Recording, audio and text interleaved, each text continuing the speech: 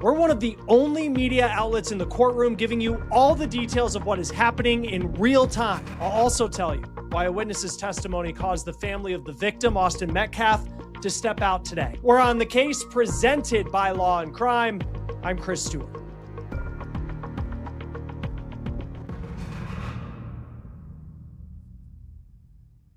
Days of testimony from prosecution witnesses. The defense called Anthony's track coach as its first witness. And from the moment he took the stand, jurors heard a different account of what happened in the moments leading up to the deadly confrontation.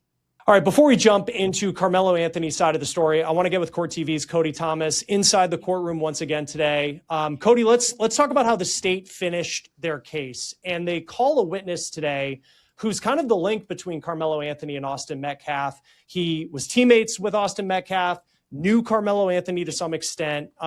His name is Eddie. Why was his testimony important?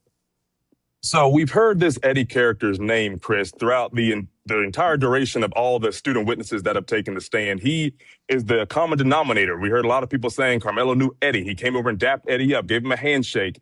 Eddie was a childhood friend of Carmelo's now ex-girlfriend. So that's the connection there. Now, based on all the testimony that the students brought up during the prosecution's case, they were all saying that Eddie and Carmelo looked like they knew each other. It was the obvious link. That's what the defense kind of talked about in their opening statements. Of course, some people under the tent said they didn't know who Carmelo was, but they looked over, he was sitting next to Eddie. Everything came back to this guy named Eddie. All right. So I was thinking, as I've been sitting there for the past few days, that Eddie was going to be a defense witness, because if he's great friends with Carmelo, then obviously, he'd fend for his friend, I would say. But one thing I was thinking before he got called was, if he knew Carmelo, why wouldn't he stand up and let everybody know, when all the commotion started, hey, this is my friend, he's here with me, blah, blah, blah. Everything's cool. But never heard that from any of the students' testimony. But anyway, Eddie gets on the stand today. They're going through his testimony. He's about 5 or 10 minutes in. And then Eddie kind of all but says he knew who Carmelo was. They were cool, but he verbally said, I wouldn't say we were friends. It was just kind of someone that he knew. Okay, cool. Now we move on to the cross-examination by the defense. And this is, I feel, was a little bit of a win for the defense. They showed a whole bunch of pictures of Eddie and Carmelo at these different group settings, at Eddie's house, no less. There was 50th birthday parties for Carmelo's ex-girlfriend's mother. Remember, Eddie and the girlfriend, this girl named Valeria, they were the ones that knew each other, and Carmelo was, I guess, the third party, you would say. So when they had these family functions, Carmelo obviously was there. Okay, they showed some group photos, kind of establishing. And then, here's another defense win to me today. They showed photos of Carmelo and Eddie together, just being teenagers goofing off. One is playing a guitar. They're making silly faces at the camera. So Eddie gets up there under direct examination saying, yeah, I know him, but, I wouldn't say he's a friend. But then the defense pushes back and is like, hey, if you're not friends, why do you have all these pictures together? But the crux of Eddie's testimony today, though, Chris, was that he definitely got emotional talking about Austin's death. He said Austin was like a brother to him. He said that on the stand. And when he was describing, everything that he saw that day, when he came back and saw Austin had a hole in his chest, he immediately choked up and started crying instantly. They had to walk up there and give him Kleenex. And there were some new people in the gallery today, Chris. There were 5 young boys, presumably former teammates, former classmates of Austin Metcalf's. And when they were describing that as well, 3 of those 5 boys started crying themselves. And, these are, big football player-esque guys, and they were crying too, just showing the emotional weight that this still carries. And, Carmelo sitting there, he's taking it all in. I'm looking at him on his, at his table with his defense as this testimony is going on, still sitting there stoic. I don't know what's going through his head. I'm sure he's realizing the gravity of what's going down, but his defense, the state rested today. So his defense is up, and they've called 3 witnesses so far, 2 students included, one of those being one of Carmelo's friends too. Yeah, and there's been a lot of time spent for both the prosecution and the defense kind of establishing like why Carmelo Anthony was under this tent, because from the state's perspective, they've hammered this like tent culture of track and field where it's like you don't go under the tent of another school. But then with this Eddie character coming into play. Like the defense is really trying to show that like Carmelo may have been invited under the tent. That's why he's there. I wonder just how much any of that matters. Cause I just think of like, if you're a juror, it's like, when do you enter like the bubble of the information that matters, of like the interaction when we talk about things escalating to the point where Austin Metcalf, maybe it's a hard shove, maybe it's a soft shove, that happens. And then you have Carmelo Anthony responding with this stab wound that eventually takes Austin Metcalf's life. And that kind of leads to a witness that came, one of the final witnesses for the state today, the medical examiner who conducted the autopsy on Austin Metcalf. And before we talk about that part of it, I know you've been sitting kind of near the family of Austin Metcalf. And I know there's been body cam video, there's been 911 calls. I mean, it's just the weight of what they're going through. It's just hard to imagine. What did you see prior to that witness being called? So, the student witnesses wrap up and there was this sort of announcement. All the media, as you mentioned, we're all sitting behind Austin Metcalf's family. All 9 members of the media are behind them. So before this medical examiner comes up, there's an announcement that she's going to be the next witness, to which the prosecution turns around. If you don't want to see or hear about any of these things, I'd advise you to leave the courtroom, because now you're about to get into, the injuries and talking about them. And I was sitting there thinking we were going to see the injuries. We didn't. The jury got to see 4 pictures of it, but us in the gallery did not see those things, but they were describing it in detail. So anyway, the prosecution announces medical examiner's coming in. If you don't want to hear any of this, go out. Austin Metcalf's mom gets up and goes out immediately, along with some other family members and some people in their camp as well.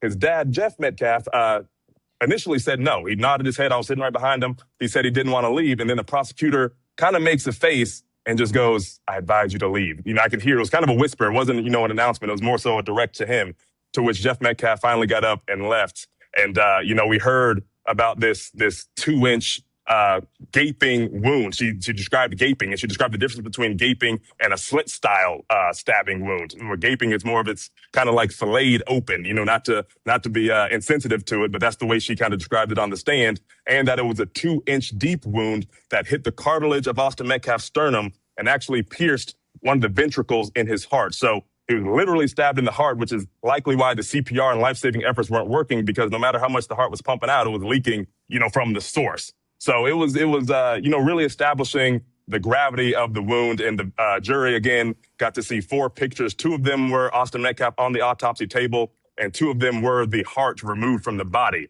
That's what the medical examiner was describing they were seeing. So, of course, I'd imagine that a family didn't want to hear that. So mom, dad, and some other people, I don't know who they were, maybe the aunts and uncles, maybe it's just family, friends, and supporters of the Metcalf family. They all got up and left, about 7 or 8 of them. And I wonder too. So I know you might be wondering like why we're still watching this. I'm trying to like have an opinion on this. Based on everything I know and I've heard, they get in this argument, get from under our tent. No, I'm not. Dude is probably like, get from under my tent. Yo, chill out. I'm not going nowhere. Then it turns into, yo, don't touch me. And then the guy, I guess he pushes him or something of the sort, or I don't know if he punches him. And then the knife comes out. There's thoughts of maybe this kid was getting bullied. There's thoughts of, maybe he was only told to get out of there because maybe of his race, even though they're claiming it's the culture of like track meets where like, no, this is our tent. Like we don't have the fucking other team sharing our tent. I don't know. It feels like, obviously it's a racial thing, but it's kind of tough, if you ask me, to justify him murdering the guy. It's tough. Unless there's something I'm not seeing, right? Did the guy have a weapon too? Was he getting jumped? I don't know. I'm looking for those details. Too. I mean, I know from the first responders who were there, the people who interacted with Carmelo Anthony right after all of this took place, where it seemed like. So are y'all going with the bullying angle, that he was getting bullied and that was his fight back? Well, that's also a defense if you go down that route. But that might also, you could probably run that with a self-defense defense. Yeah. I'm wondering, did they do that? Did they go with this bullying angle? Because usually in domestic violence cases, when a woman kills a man, so say a woman ends up stabbing a guy, they usually look for like crime of passion, or they'll look for, oh, okay, she was getting constantly beat by her husband and she snapped, insanity or something of the sort, to kind of, take the sting off the murder charge. But even then, like, based on some of these circumstances, if maybe there was some blurriness or haziness in the evidence or in the situation period, I'm wondering why manslaughter wasn't the thing and it was just straight up murder. The jury must have thought they got overwhelming evidence from the prosecutor, or the defense didn't do anything at all to convince them that it's not murder. And that's what they put down in terms of the verdict. The verdict was for murder. He didn't think that what had happened was going to lead to Austin Metcalf's death. But then you hear about, the medical examiner, I think, straight up said something along the lines of like, there's no way that he could have survived this. Even if he was on an operating table, like a surgeon might not have been able to save him. The wound was that bad. It absolutely was that bad. And those are the exact words that she said. And then one word that stood out to me, Chris, that she said, she starts describing the 5 manners of death, and to which she, classified this one as a homicide. And when she explained homicide to the jury, she said the intentional, bringing about of death by another human being. But the key word to that to me was, Chris, and I thought the prosecution would harp on a little bit, was intentional. It wasn't like accidental. It wasn't this and that. She said the intentional causing of harm that results in death by another human being. So I thought that was a powerful thing, that she said on the stand.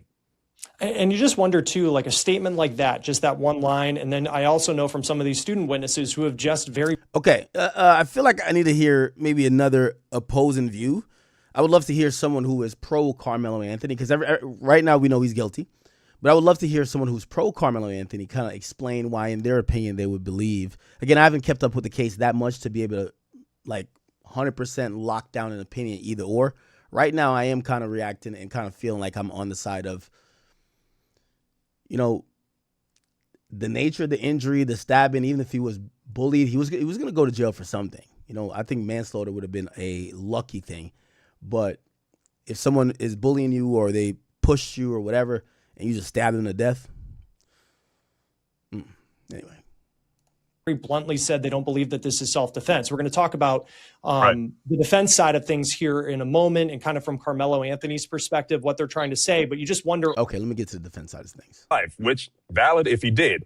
So this coach gets up there and he's talking about how Carmelo was this athlete who's on the football team, and they presented an exhibit of what they call the Captain's Awards at his school, to which you see Carmelo's name engraved as the captain in 2024 during his fall senior season. And they also pointed out that is voted upon by the students, pretty much trying to show that, Carmelo Anthony is a reputable guy. He's somewhat of a leader. He looks like a leader to his classmates and his teammates. So they talked about that for a little bit, and then they got into the we've heard the tent culture. That was what a lot of this has been, that phrase has been circulating around in the courtroom, talking about each tent is like each locker room for each team. Therefore, people should not be hanging under the tents.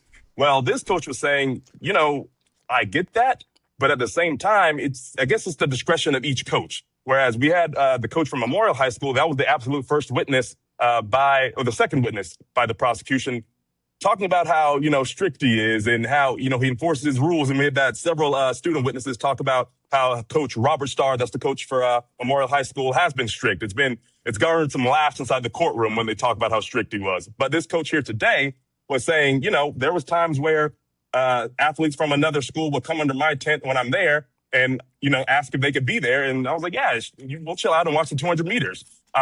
But what the prosecution harped on during that, when they got under cross-examination, was, he specified when you were there as a coach, as a supervising individual versus, just the teenagers running free, because this coach also specified that they like to have a coach at the tents at all times just to watch teenagers, not thinking about crimes. You got boys, you got girls, you got a lot of hormones. You want to keep everything in line with a bunch of teenagers. So, started off with, positivity for Carmelo, which obviously his side is in support of. But when it got to cross-examination, it just seemed like the prosecution was just ready for everything that this coach had to say and tried to dispute anything that was being said. Okay. All right. We might have to circle back on this. I know the verdict just came down. We're getting a lot of other people kind of chiming in, but we will come back to this. Real quick. We want to touch on this Durk situation. So, chat, I'm going to be honest with you. It's looking very hazy for Durk. It's really hard to tell what's happening or what's going to happen. On some fronts, some people are saying, well, we have some good news. On some other fronts, people are saying, no, this is incredibly bad. There's two ways to look at it, and you could look at it glass half full and glass half empty. And however you choose to look at it is going to be on maybe if you're optimistic already, so maybe we won't even change your mind. Let me give you what's going on. So Durk has gotten new charges, but there's another superseding indictment that just came down, the third superseding indictment that has eliminated 2 of his co-defendants. What does that mean? It's most likely 2 of his co-defendants, and they started out, I believe, with 6.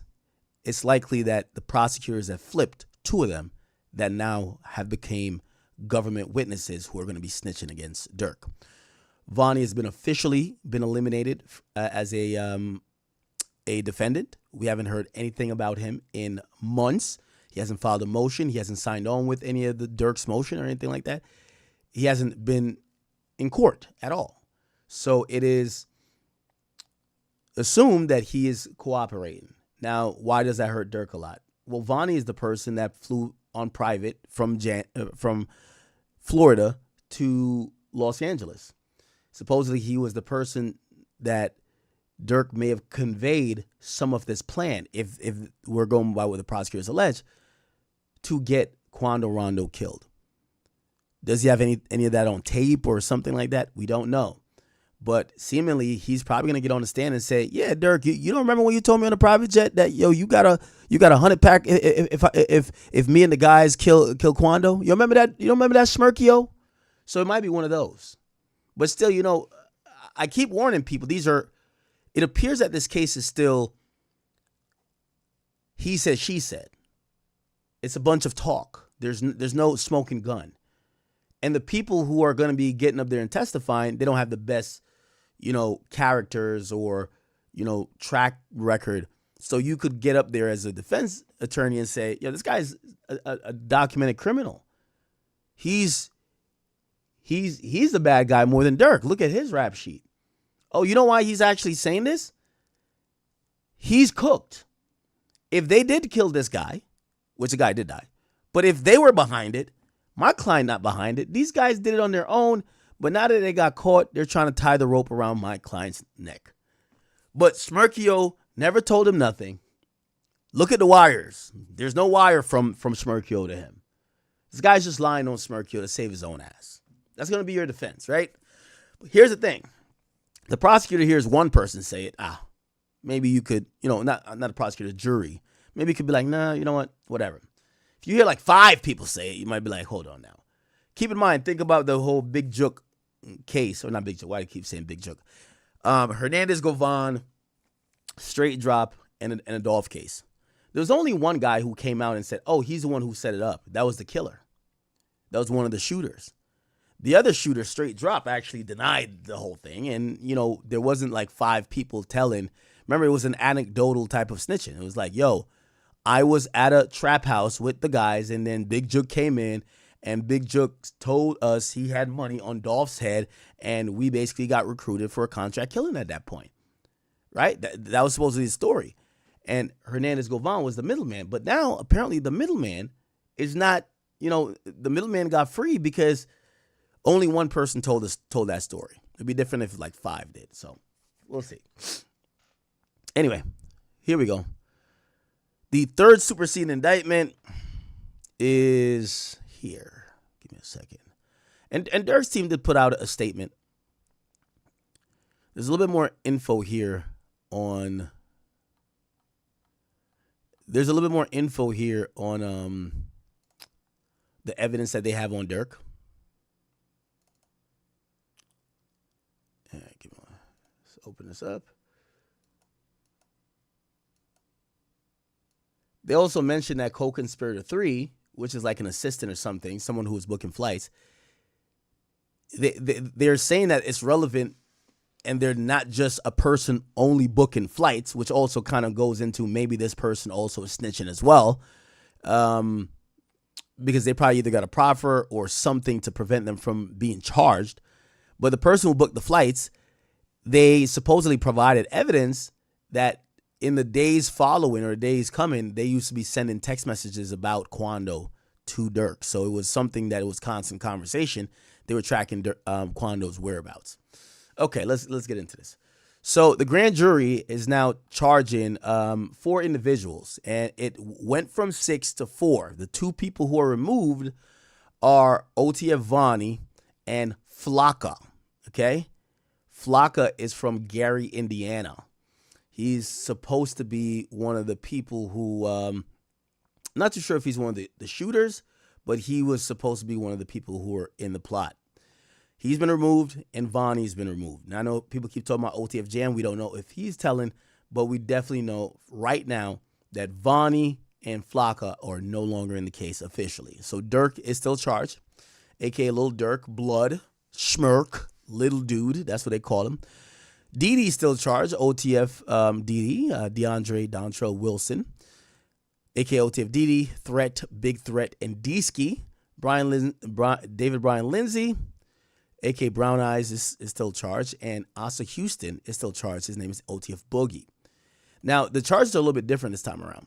So now they have murder in aid of racketeering. So they're actually involved in a racketeering charge. I'm going to try to explain to you in a little bit maybe why they're going down that path, but let's keep it going. So murder in aid of racketeering, conspiracy to commit stalking, and stalking resulted in death, and conspiracy of use of interstate facilities to commit murder for hire resulting in death. They also have conspiracy for possessing, using, and discharging a firearm, machine gun in furtherance of a crime, and yeah. Now, what the big change is here is that the prosecutors have taken a murder for hire case, which is conspiracy as well, and they've trumped it up into a racketeering case. Why might they be doing that? Well, a racketeering case is easier to prove. A racketeering case, all you got to do is prove that people are in what's called a racket. If they have been doing crimes cognizantly, planning stuff for over a certain amount of period, and it usually takes 2 predicate offenses, that is racketeering, okay? Now, you might also be saying, what's the difference between just racketeering and then, RICO, okay? Well, so RICO is racketeering, influence, corrupt organizations. And the main thing is that you have to establish structure. So you got to establish structure among those people for it to be a RICO. You could be in a racket with individuals, but it might not have that structure. Okay? So that wouldn't be a RICO. It would be just racketeering. It still kind of goes well with or goes underneath conspiracy. And looks like they've pretty much almost came to a RICO charge for Durk. And by even mentioning racketeering and the conspiracy, they then give Durk's group a name, and they give that name to be, they say all of these people are going to be in an organization called, well, they're in OTF, but they're going to call them like Durk Associates or something like that. They're going to just make up a name. Here we go. After the formation of OTF, a subset. So basically it would be a RICO if they charge OTF. OTF will get charged with a RICO, but it's not a RICO, so they're only charging a subset of OTF, which they're going to call Banks Gang. So BGE, Banks Gang Enterprise. And they were going to be rewarded by the defendant through economic benefits, including money, lucrative opportunities, musically, economic benefits, and jewelry. Yeah. So let's go down to kind of hear what they're now trying to allege. Here we go. Now, what they do actually add to this case is they do confirm that Durk has tried to murder, in their story, Durk tried to murder Quando Rondo several times. He just failed. They're saying there was an attempted murder of victim 1 in Atlanta, Georgia on February 5th, 2019, where among others, defendant Banks purchased, defendant Banks, DB, that's Davon Bennett, and co-conspirator. No, actually, this wasn't for Quando Rondo. I apologize. They're saying there was an attempted murder of who they're calling victim one, which is, if you don't know, this is another guy who was the actual victim of the 2019 shooting in Atlanta. I'm sorry for that. That time, not Durk, but Davon Banks, King Von was alive. So they said co-conspirator 6 was there.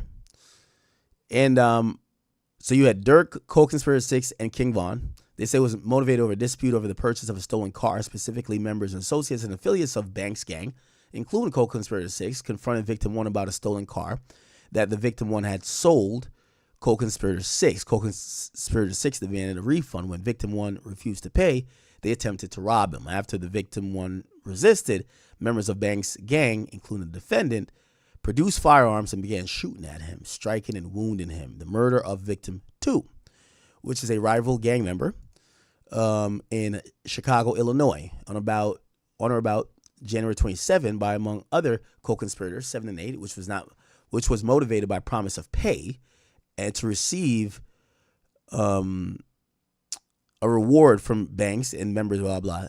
The following murder, victim 2, happened, and co-conspirators 7 and 8 discussed obtaining payments. Now, if you're wondering who co-conspirator 7 and 8 are, and by the way, I had like a whole little list of who the co-conspirators were. 7 and 8 are now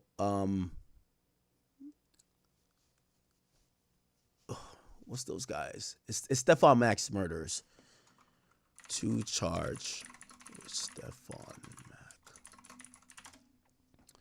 Yeah, so it's Preston Powell and what's the other guy's name? And Anthony Montgomery Wilson. So they're 7 and 8. I've been hearing that 6 is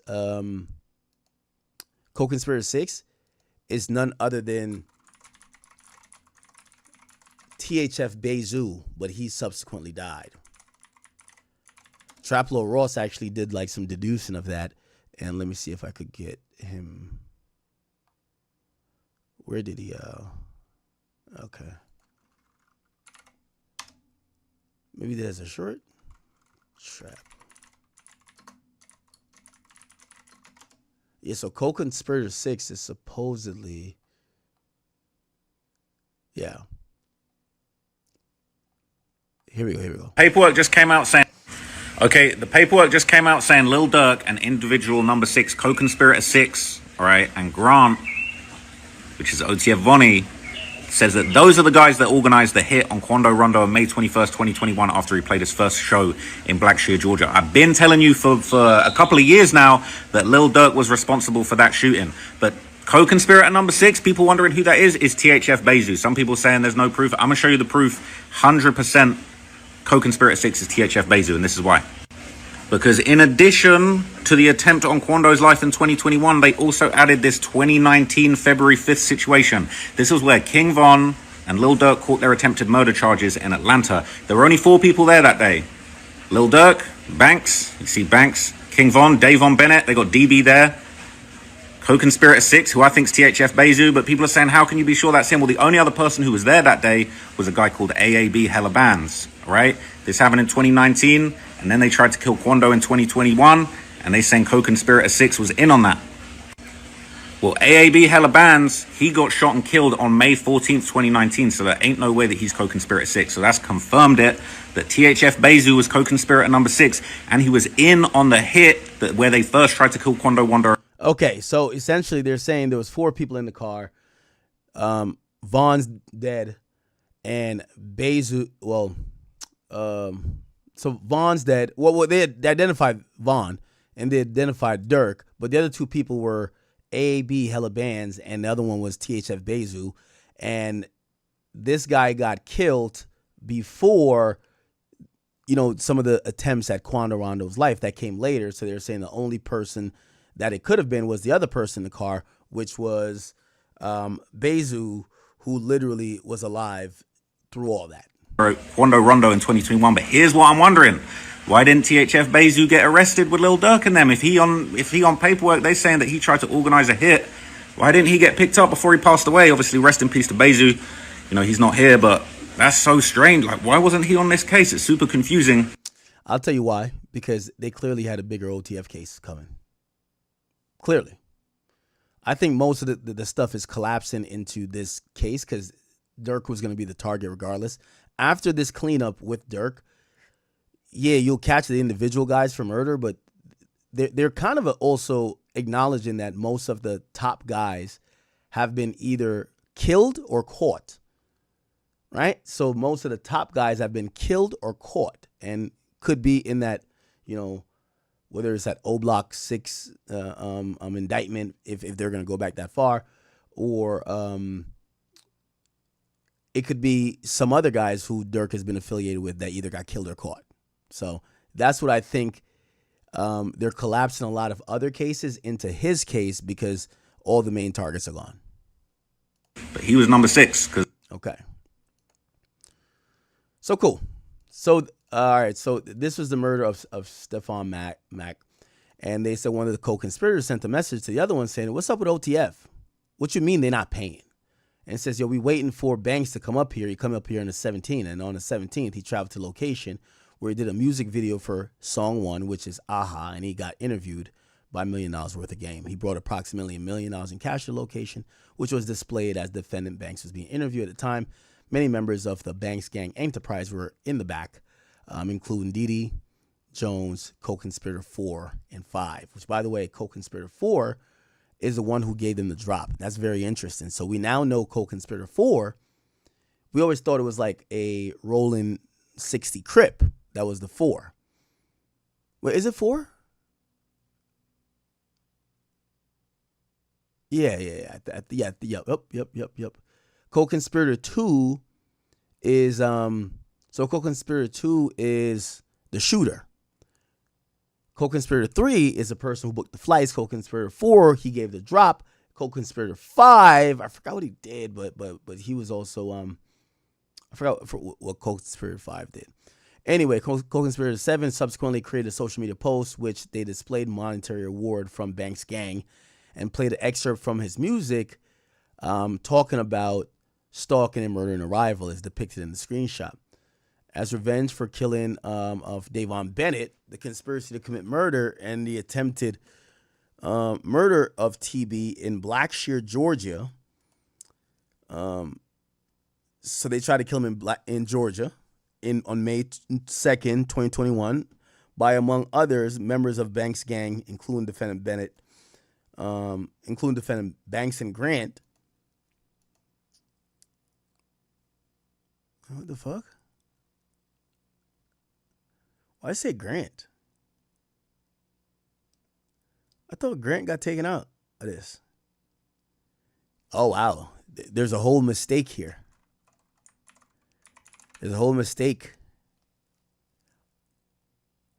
Oh, okay. So even though he's uncharged at this point, Kevon Grant, which is Vonnie, they still left his name in there because they can't tell the story without mentioning him. He's just not charged. Okay, cool. Yeah, all right. Okay.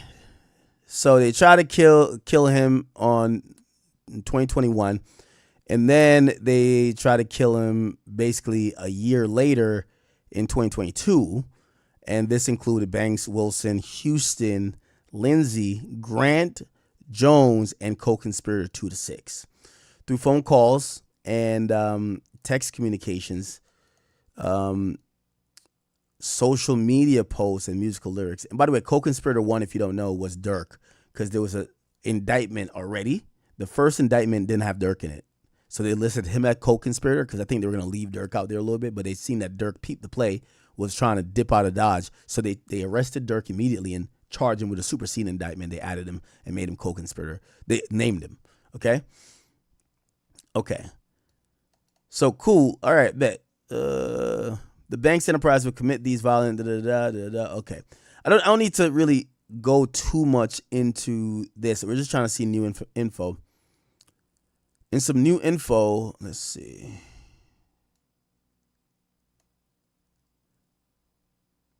Okay, so this is the third superseding indictment. It should give us a little bit more details. Okay, they say Banks. So Durk would just place bounties on people's head.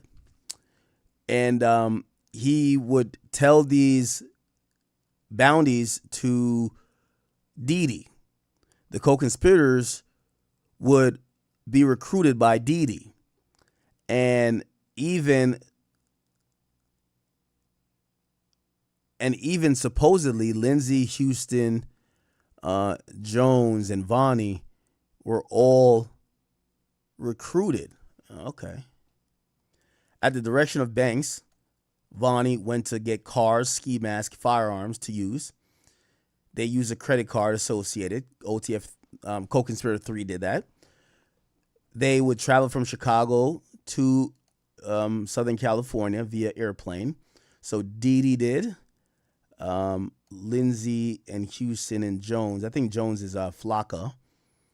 Then defendant. Okay, they would travel using a slider with a fraudulent license plate procured by Grant. Okay, so they were using Grant to steal someone's license plate or give them a fake license plate.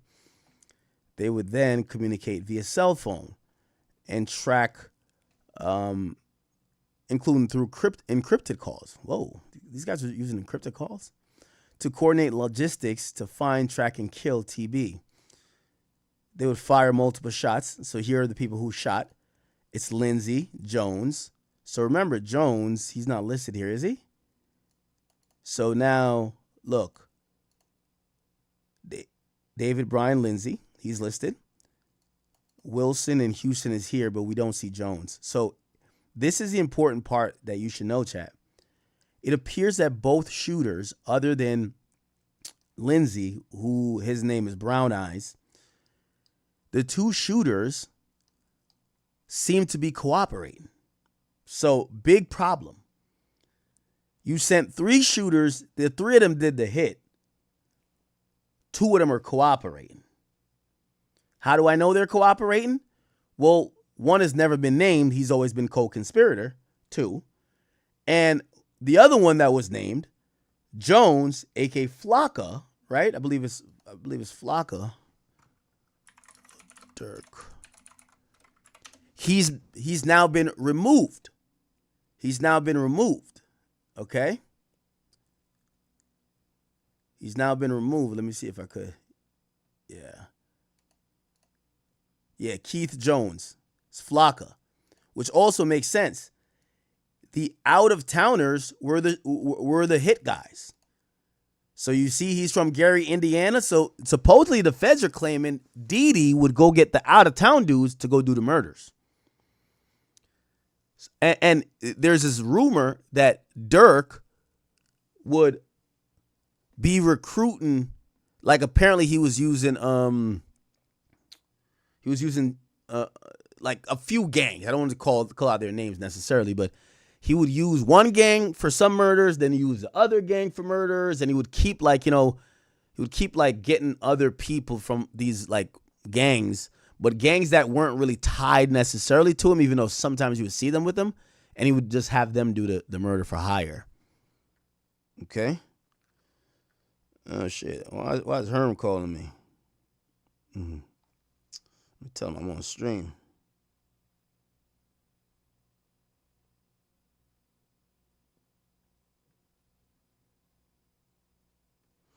Hey, what's up with it? Herm, I'm on stream right now. I'm on stream. You want me to hit you back? Oh yeah. About to text you. All right, bet. Text me. Yeah. Shout out to NBA Herm, you know. Okay. All right.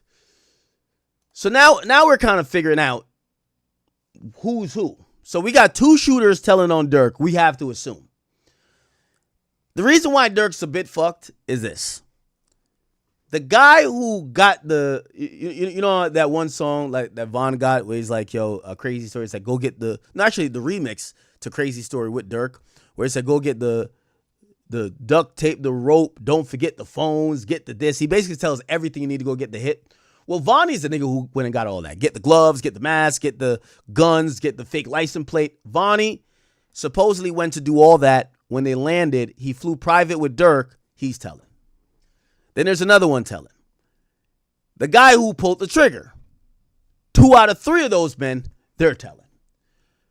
the person who booked the flights. Supposedly they're not involved in this plot, but they did things supposedly unknown to assist it. They're telling. So we got 4 snitches right now. And the prosecutors they have altered the way this case looks, that it's not, because here's where I think the prosecutors are having a problem proving. You have to prove murder for hire. And in a conspiracy, you have to prove that the person is in agreement and also is knowledgeable about this thing.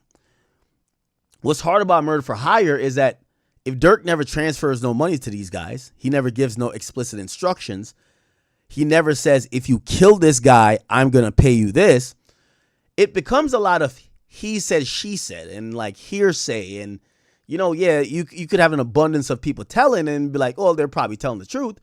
But you still have that possibility that he walks free because you're putting a bunch of criminals up there that are going to face time themselves. That's snitching on Durk. So I think they gave lesser charges that they could get people with, like, for example, conspiracy to commit stalking. So them getting the location of somebody or following, but nah, turn here. Like, yo, we're in this car. You guys had a coordinated conspiratorial way of stalking. That's a problem. Okay.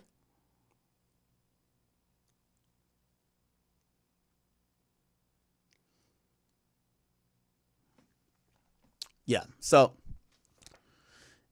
it appears that even with the multitude of people telling on Durk, what they want to do is they want to actually put the case in a particular way where they're going to get these guys for something. Now, that might be a good thing for Durk, because he might be like, all right, you know what? Well, I have the best lawyers in the land. We're just going to call these people liars. Actually, I have a great alibi of saying, hey, listen, I went for podcasts. I went for work. Some of these things were set up way before.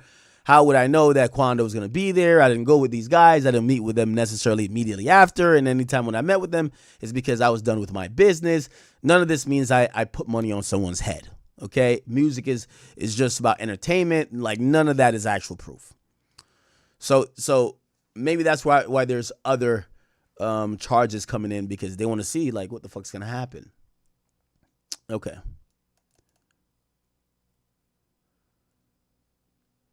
All right, so here's the count one. So count one is this count one racketeering? Yeah. All right, and then yeah. Oh, so it's conspiracy to commit murder. Oh, never mind. So okay, so it's racketeering, but then conspiracy to commit murder falls under that. Okay, cool. And then traffic of controlled substances, huh? What? 2 is traffic of control. Oh, okay. So controlled substances is not drugs here. They're talking about guns. Okay, they're talking about guns. Okay, and count 2 is, what is this? I think this is just conspiracy. Well, we could just Google it. 18 USC 371. 18 USC 371. That is, what is that? Oh, it's just general conspiracy. Okay, cool. And underneath that is going to be conspiracy to stalk, I believe. Yeah. Yeah, and they have the overt acts here. Here's the overt acts. On November 7th, 2020, the day after Davon Bennett, King Von, died, apparently Durk texted co-conspirator 3 and said, you know I can't let this shit slide, right? I ain't letting shit slide. And said, Von dying turned me into a different animal. Following the killing of Von on November 6th, Banks used coded language to tell co-conspirators, including Wilson and co-conspirator 2, 4, and 5, that he would pay a bounty or monetary reward to whoever took part in the killing of TB. On or before January 21st, 2021, the defendant Banks filmed and starred in an unreleased clip of a music video titled Red Man, in which defendant Banks is depicted chasing shooting an actor who looks substantially similar to TB. And the video is depicted below in the screenshot.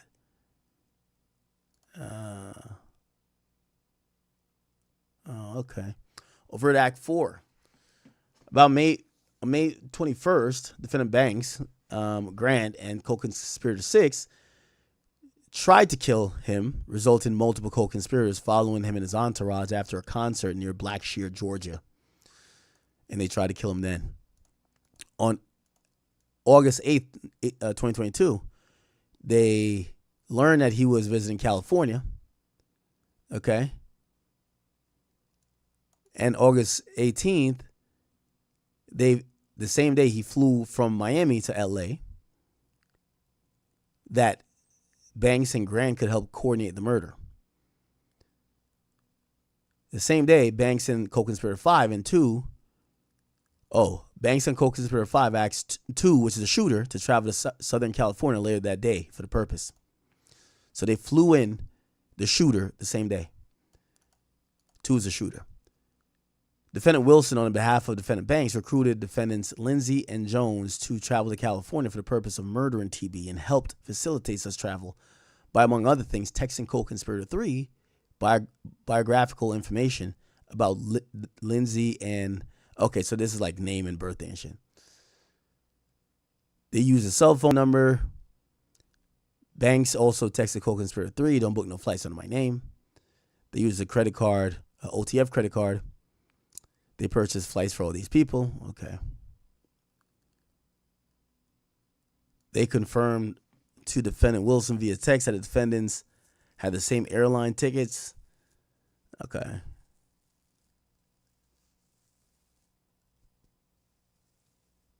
All right, so everybody flew there.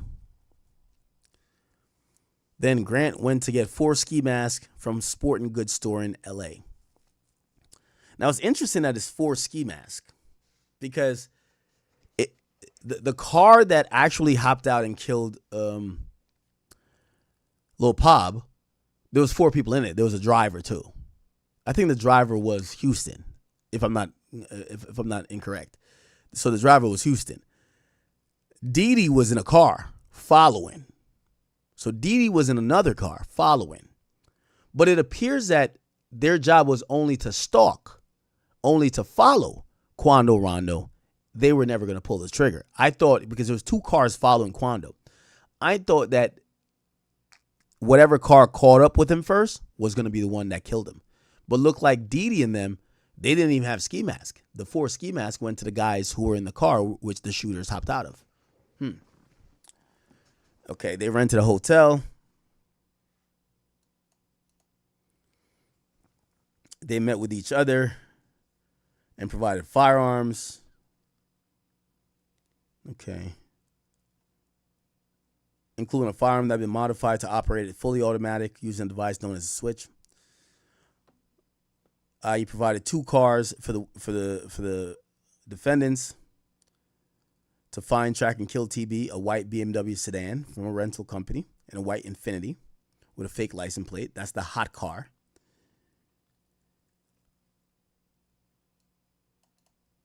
Wilson, Lindsay, Houston, and Grant and co-conspirator traveled in these 2 cars to a hotel where he was staying. After they went to the hotel, Quando left, so they followed the car downtown. Using the BMW and Infiniti, they tracked him down. Okay. Yeah, so this was the car Quando was in. This was the BMW here.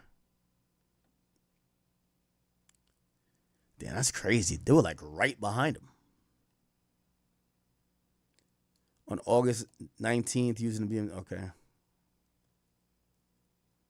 Yeah, Houston. Yeah, so Houston was the driver. Houston drove the Infiniti to alleyway behind Beverly gas station and parked the vehicle so that the defendants could attempt to murder him. On this day, they exited the slider and used the firearms produced. Defendants Lindsay, Jones. Yeah, so Flocka's a shooter too. So Lindsay's Brown Eyes, Flocka, and co-conspirator 2. They exited the slider, the Infiniti, used the firearms procured by Grant to shoot and kill Lil Pob. In the slider, Driven by Houston, defendants Lindsay and Jones and co-conspirator 2 fled in the alleyway behind the gas station after they shot and killed him. On the 19th, they used a credit card to get airline tickets from San Diego to Chicago. On the 19th, they flew back to Chicago.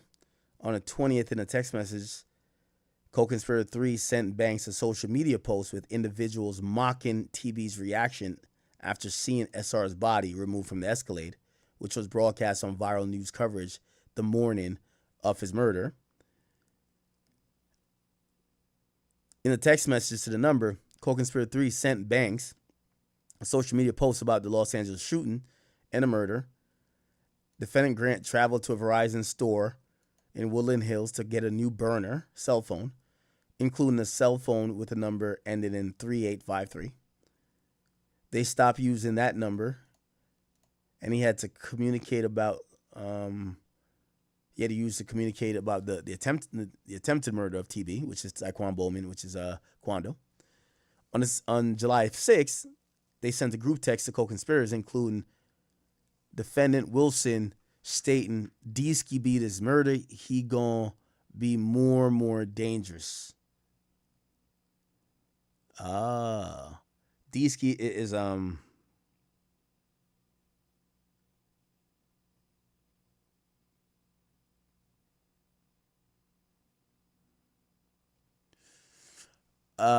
Deesky is OTF DD.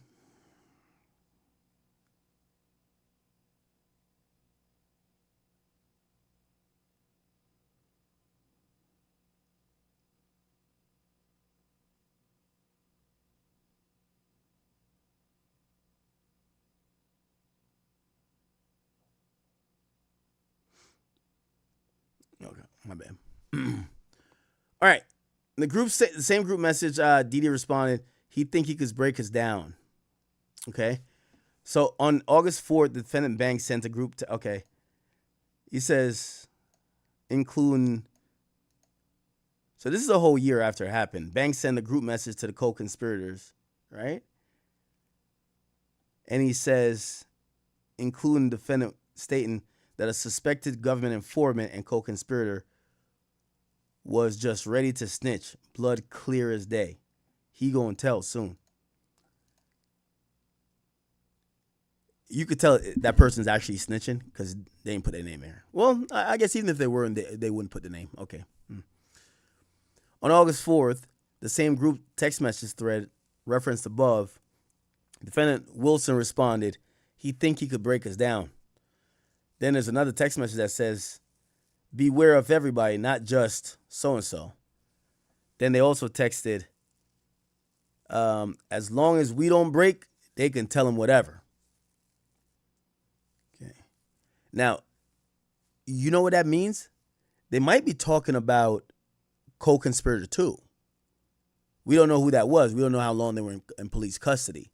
Or they could be talking about somebody else. Could be even OTF Jam, but we don't know yet.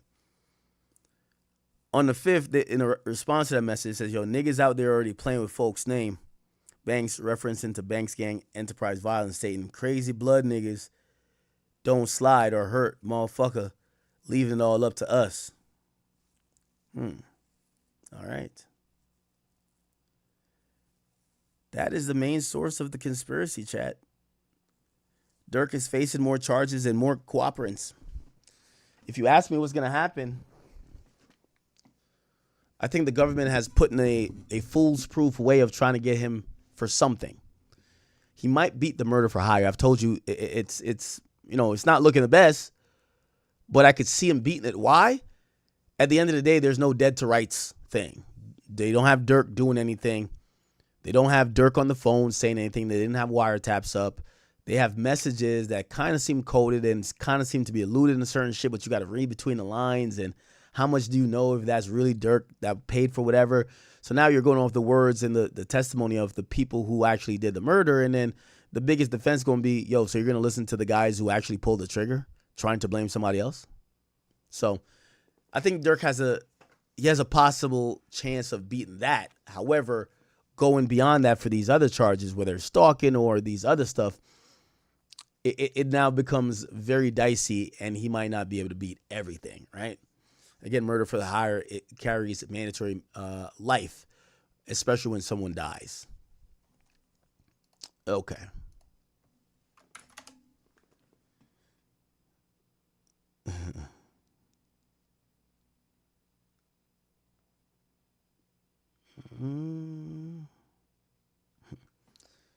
He said, Charleston White has responded to Carmelo Anthony thing. Let me see. Already got the money set aside for appeals bond. Why? All white jury, the judge and the DA are buddies, along with the dad, best friends. That's been our trump card. We've been holding, already knew that. God has spoken, and you cannot make me believe that as many Yo, Charleston just stay with a white bitch in the back, huh? gray hair white women on that jewelry that's dealing with white guilt about going to heaven is not gonna have no compassion about a kid that's been straight A from the time he's ever read a book in school, has no history of violence, has saved children's lives by risking his own life by jumping in to save somebody from drowning. This kid has no violence. Austin, on the other hand, is a violent brute with some sexual rape allegations hanging on his ass. That's why, man, they coerce them kids. But one thing about kids can't lie to professionals under pressure. When you was told, when you gave a statement in the beginning, you can't come back and amend it later and say, well, I meant. No, what you said that night is law. Back up right up. All them white people talking about what they gonna do, they ain't gonna do shit, nigga. They ain't gonna do shit. When Mekhi Johnson and Galvin Long killed them motherfucking white police officers, you white motherfuckers didn't do a goddamn thing. Not no guilty. If you think they're gonna find him guilty and they just put manslaughter on as a charge and it wasn't on there in the beginning. Oh, he's talking about before. Nah, he got found guilty, brother. He definitely got found guilty. It's not funny, but, he's talking in previous to everything coming out. All right. So we kind of have an understanding of what's going on with Durk, right? Kind of have an understanding of what's going on with Durk.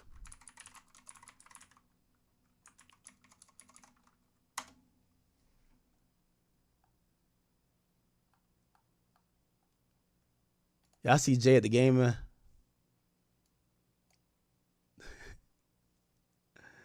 Yo, who Jay-Z look like to y'all? Who does Jay look like to y'all, man?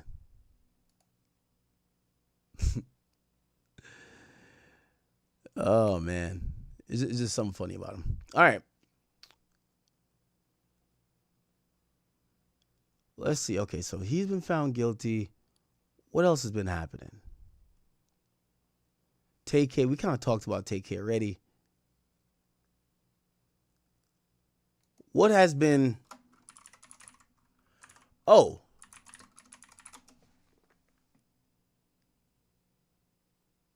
Okay. Yeah, I've been trying to figure out if Drake and Cardi are beefing. I know people have been wondering that as well. I don't think they're beefing, but I do think there's, it kind of makes me feel like I'm wondering what's still going on. All right, let me try to iron this out for y'all or go over this, right? So Drake was supposed to be on Cardi's album. Supposedly Cardi doesn't put him on the album, but some of the reason why is clearly Kendrick, right? Kendrick had some influence on the album. Clearly they had a good enough relationship that they were either swapping songs or trying to work together. They've worked together in the past. Here's the thing. I know this from speaking to Cardi. Cardi felt a little bit, uncomfortable. He didn't end up being on that one song by Drake. Was it No Face? And, for him, he's uncomfortable being on a song that he felt Drake is dissing his homies. Who is his homies? Well, Cardi is down with The Weeknd. He's down with the XO crew that Drake wasn't getting along with. So that becomes a conflict of interest. The XO crew kind of becomes the second or third main target of Drake during the battle that he starts getting into with Kendrick. And, obviously you have, what do you call it again? Metro is, I don't know if you know, Metro is managed by XO. Even Future is managed by XO. But that's where it gets weird.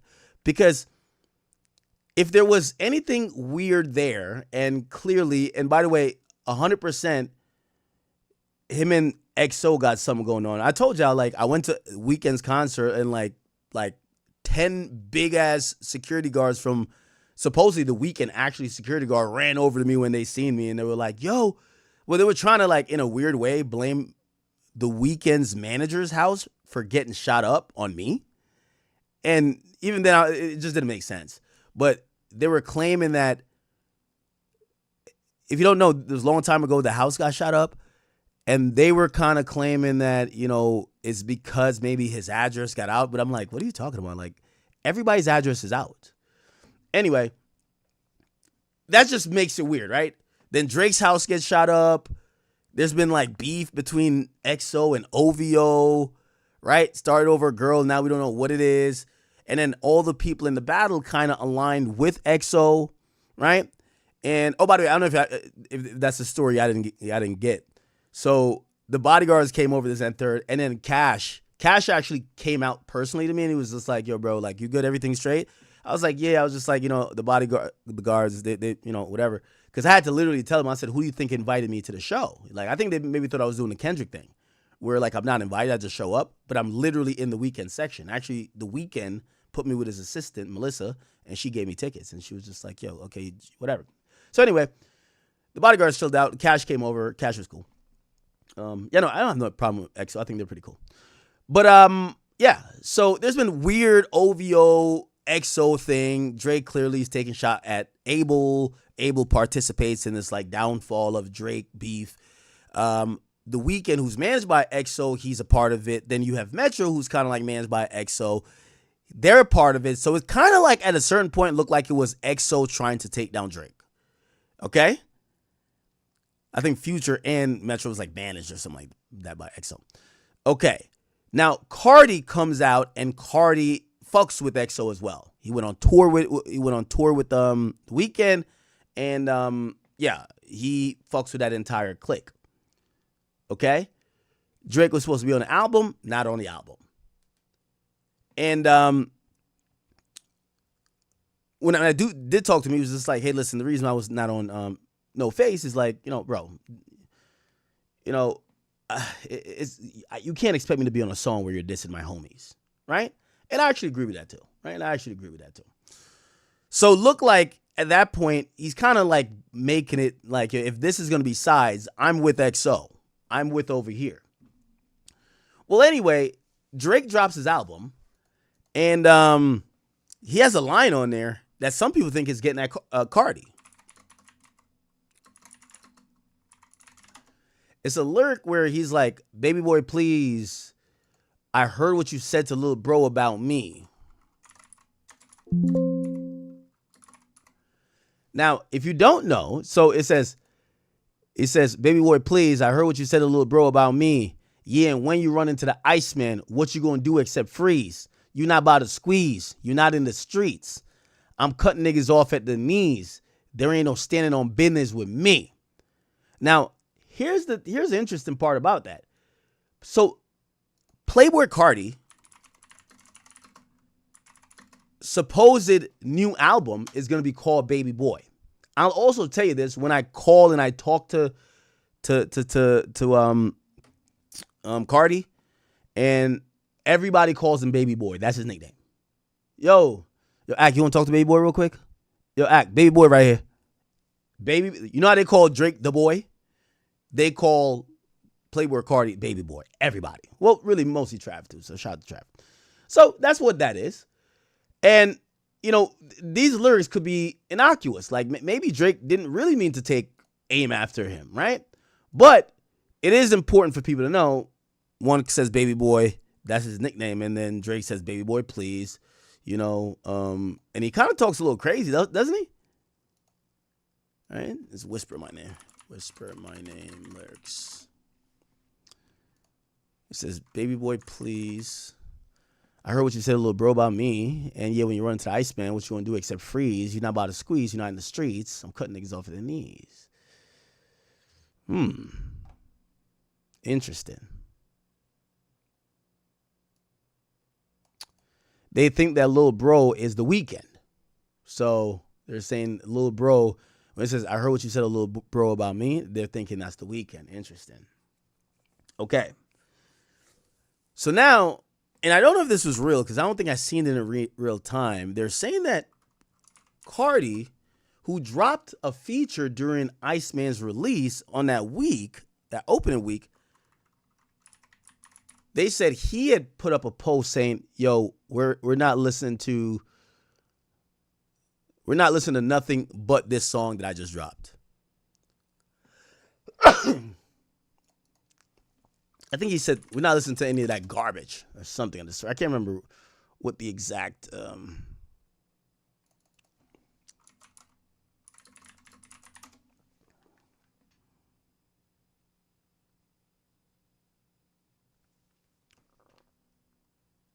me see. Yeah. So this was supposedly the message. He says, this all I want to hear. Turn that other shit off. Happy Memorial Weekend, pussy. Okay? So, not too sure. Like, there's no addresses on some of these disses, so you got to put the address yourself, and people think that was responding to Baby Boy, please. I heard what you said, Lil Bro, about me, and yeah, when you run into Iceman, what you going to do except freeze? Now, I would, I didn't even post this because I'm like, you know what? I hate when my faves are beefing. You know what I mean? I like both guys, Come on, like I'm OVO Opium, right? Come on, like everybody knows this, right? And I'm 4K Trey Opium. I'm 4K Trey OVO Opium, and I think OTF and 4L. Yeah, I know. OVO's up top though. Don't worry. Chains on deck. Anyway, all right. So this happens. And I'm looking, and what happens is that we start seeing like a little bit more shots, kind of. Not really from Cardi, but this is where his girlfriend or ex-girlfriend comes in. Gio. So he used to date this girl named Gio. I think they just broke up. And when a girl breaks up, she's desperate to try to make you mad. So his ex Gio, who just broke up with him, is now on Insta Live playing Drake's music. Yo, baby mama ain't even post a single damn. Yo, baby mama ain't even post a single damn. Where she at? Yeah, where she at? Now, also remember that Cardi's baby mom is Iggy. And, of course, I wouldn't expect Iggy to post Cardi's single. But, like, it's ironic, using this song. And then she posts another thing. I did press play on that hoe. Man, skip. And look like she's taking aim at maybe this new song he dropped. So she's saying, nah, that shit is ass. Interesting. Now, that wasn't the only shot she took at Cardi and used Drake as the thing to kind of clown Cardi with. It says she also reposted a post that said Drake is now up billions. And she reposted that post that Drake was a billionaire. And she had like the little covering your mouth, like almost blushing type of thing. So, yeah, I don't know. And now you can see Drake is starting to play ball. Drake likes a picture of her because she uses Janice, Janice Shut the Fuck Up, as she uses Janice Shut the Fuck Up as the song. Where's the song? Where's the song? How often does she post? Is it here? Maybe it's here. Is here? I don't know. Anyway. Supposedly this happened. I don't know, bruv. I don't know. Maybe it's this? No, that's too old. So apparently she had posted something and Drake had liked it because she used Drake's song. So it looked like she's been using Drake to kind of get Playboy Cardi upset.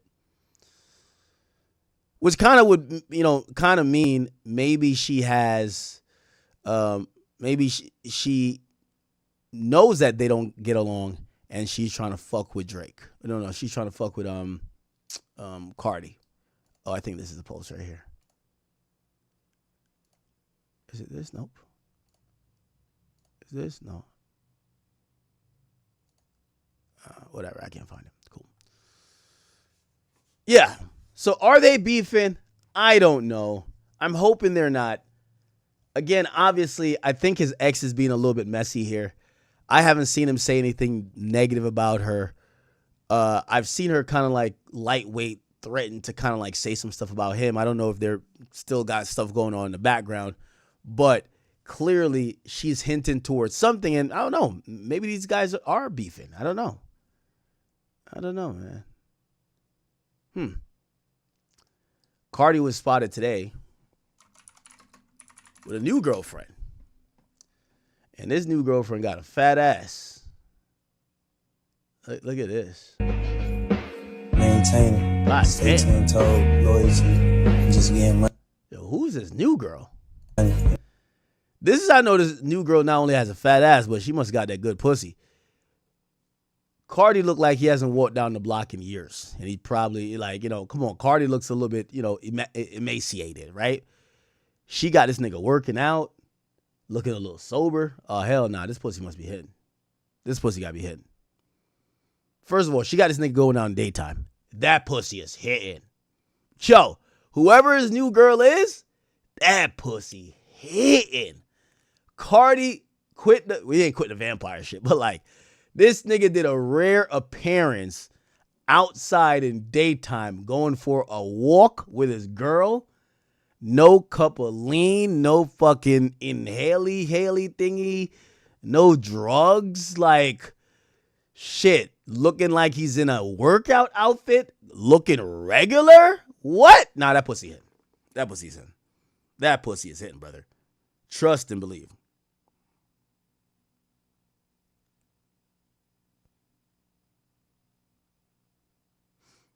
That pussy is hitting, my brothers. It is indeed hitting.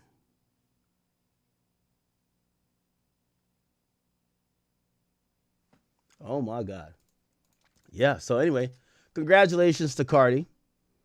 Don't know what the situation was with his last girl, but, I always thought they were like, they complimented each other on like, wasn't like some fashion stuff that kind of brought them together? Like they were like,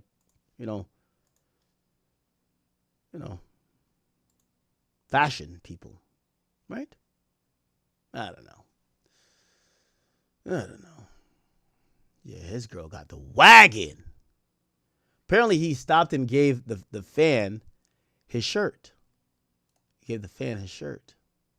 Maintain. Yo, Cardi holding hands and shit. Trust, you just keep selling. I tell young niggas like this, like, look, man, like, until you find them, just keep doing you. They always watching. The drip is inside you. It's not, it's within you. It's not about what you wear. It's how you hold yourself, young nigga. How you walk that shit. How you talk that shit. Keep doing that shit. All right, that shit gonna be on eBay. It's a pretty nice neighborhood. They look like they're running in. Who's Cardi's new girlfriend? I gotta see this. Who is Cardi's new girlfriend?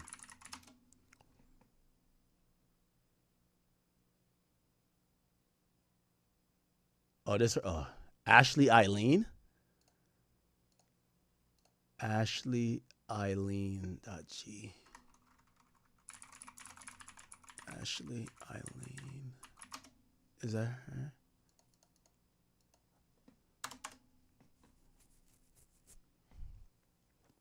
We got her, chat.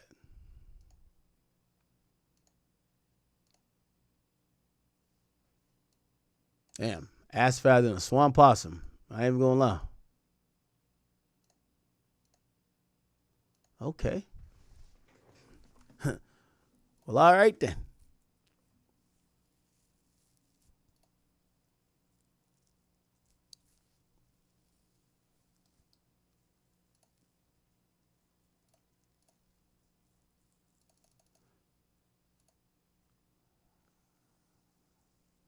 She said the kind of vibe I bring to a marriage. Well, don't get your hopes up, girl. Rappers don't get married. Just let you know. Rappers do not get married. Enjoy your time for what it's worth.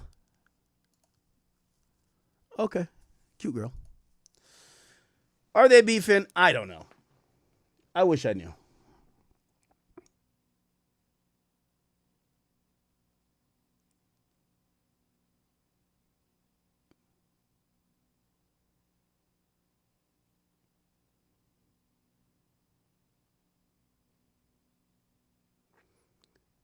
the mugshot has been released for one of Fulio's killers. She's serving her time, and her expected release date is 2039. This is Alicia Andrews. And if people said that being born a woman doesn't give you any advantages, well, I would serve up Exhibit A. She's the only person out of the 5 that got arrested that has a release date. Her release date is July 25th, 2039. The release date for the other co-defendants that she had, the other 4, is till death do them part. They're gonna serve every day in jail. There is no possibility for parole. They're gonna die in prison. And for her, she has a date, and her date is 13 years from now. So 13 years from now. When she gets out, I believe she's like 22, 23, or 24. When she gets out in 13 years, she'll be like 40. She'll be like 40. She'll still be able to get some simp, still be popping that pussy, sucking that dick, licking that balls in the gooch, and she gonna have another sucker who willing to throw their life away for her. So she gonna be just fine. She gonna be fine. Chat, I don't know if you guys just seen, we just let me see if I can find it. We just put tickets on sale for our Toronto show. I do want to bring that to your attention.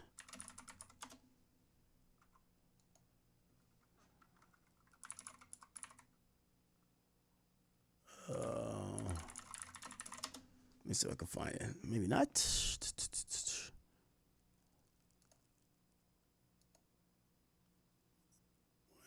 Here we go. How do I find my own event?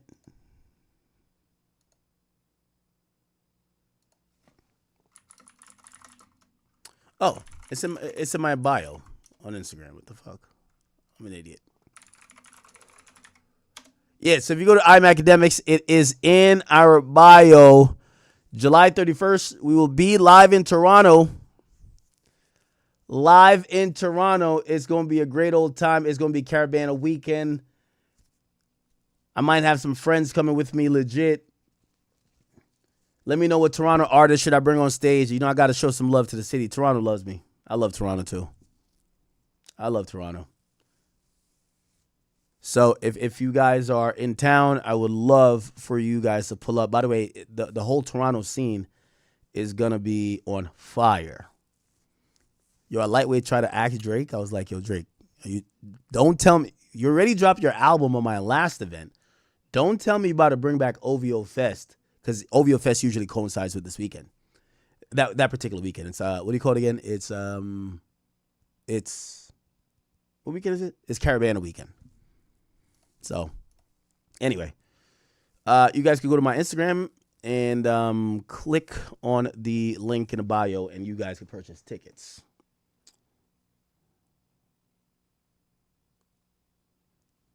All right, then.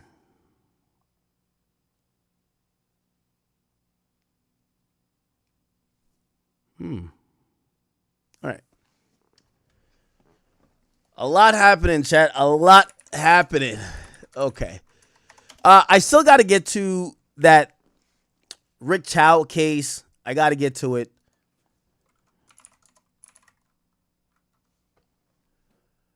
By the way, I seen Ben the Don recently speaking about some stuff. I would love to hear how that goes. Let me see. Ben the Don. He was talking about, I think he did an interview and they were asking him about Drake. Let's hear.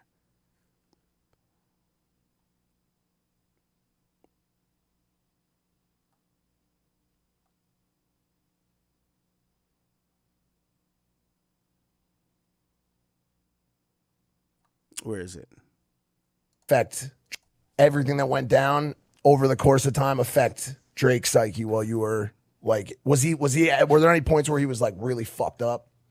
I don't think it was really fucked up. I think it was just more so like he's a real competitor. You know what I'm saying? So like it was like more so of like a lock in, like y'all got me fucked up, and I'm gonna show you why you got me fucked up. You know what I'm saying? Yeah. And I think it was more so like he wasn't even mad. He wasn't even like at it with like Kendrick. I think it was more so like the label and shit. Like he was pissed about. And LeBron. Yeah, I don't know what the fuck. You see, Bron just posted some more shit. He reposted the Jay-Z shit. Yeah, and he said the Rock is in the building. ROCK. LeBron is dying for Drake to tell on him. He's dying. Like, I'm gonna be honest with you, LeBron is dying. I feel like LeBron wants somebody to blame it on. Like, LeBron, just come clean to your wife by your damn self, nigga. Drake is, even though he says what he says, something 23, I'm a real nigga, and he's not. Okay, it's not in my DNA, whatever. Brother, Drake is not going to tell on you. Okay, he's still going to hold it down for the guy. But I could tell I feel like you're provoking the situation. This ain't the time for you to be posting Kendrick shit, bro. Unless you're trying to provoke the man to tell on you about some shit. And if that's the case, just tell your wife yourself, nigga, the fuck. That's it. That's it. Anyway.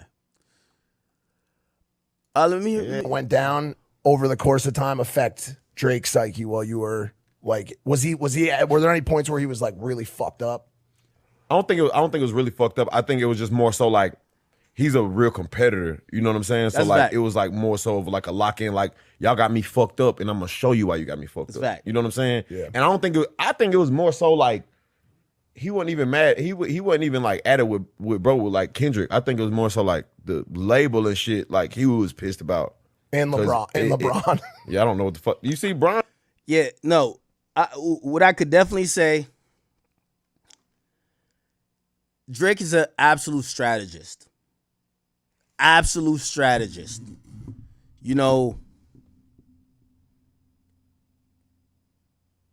I'll tell you this, because I spoke to Drake a lot during the time of the battle and in the midst of it too. And I'll tell you this, his mind was working. Definitely was never like angry. I think he did get to a place though where he's like, yo, okay, it's one of those where everyone's against me. Like there's nothing, the refs ain't calling shit fair no more. This guy could just make up whatever, and then even if it's a complete lie, he definitely got to that point, right? But he was never like sad. There's moments I remember hitting him about something on Twitter, and like I thought it was the biggest thing that happened that day, like social media wise, and he was just like, "Academics, what are you talking about?" Like, and I remember having this conversation. I had this conversation with Yachty actually about that. I was like, Yachty, I don't know if I'm the nigga bringing the bullshit to him, because like, bro, you don't know what the fuck is that. I was like, is it out of touch, or just he's disconnected from maybe some of the exact happenings of like some of the hate and some of the bullshit they were trying, because they were trying everything at the time. And he was just honestly in a pretty good mood. He was in a pretty good mood. He was definitely, during the battle with Kendrick, focused and competitive. 100%. 100% focused and competitive. Like, focused and competitive. Like, I remember him particularly telling me, he's like, yo, Ak, I'm in here fucking burning the midnight oil I'm working. Like, fuck this vacation. I'm showing up. Right? He was, shit. He's to me, he's the quintessential MC. Like, he didn't necessarily want to just jump in a battle, but fuck, if a fuck nigga gonna say something, he gonna always defend himself and defend his fans.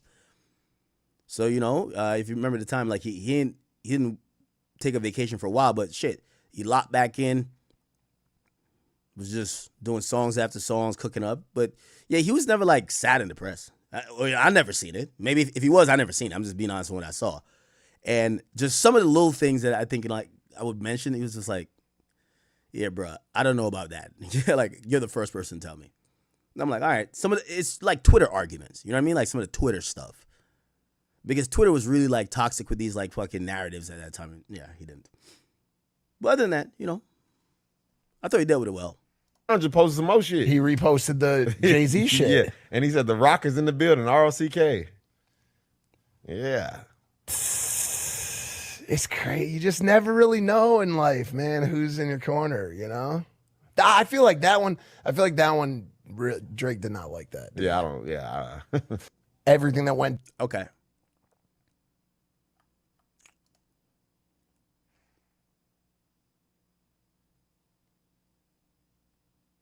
Yeah, he came off a big tour.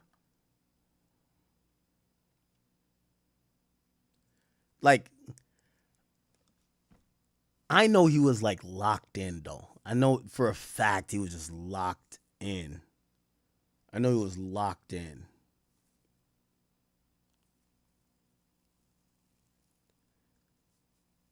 The battle was an interesting time, man. It came and went, but obviously still lasting, but shit. That was like a surreal time in life. All right. All good. Let's see. What else? So I feel like I'm saving this baby cook up. Don't you worry. I got some special shit. I'm saving it, chat. I'm saving it. I'm gonna need a good 2 hours. That's the thing. I'm gonna need a good 2 hours, bro. I'm gonna need a good 2 hours. Like, honestly. And y'all know once I start, it's the marathon is starting. Anything more with Jay-Z? Let me see. Anything more with Jay-Z? I don't want to like also keep milking that. Joe Budden went to the Garden. 10-4. Fuck is they talking about? My baby out. Okay, baby. I wonder how much Joe Budden spent for his tickets. Well, actually, I think he is a Knicks fan. All right, so who cares, right? Why does this nigga look like Harvey Weinstein right here? Okay, that's a bunch of basketball shit.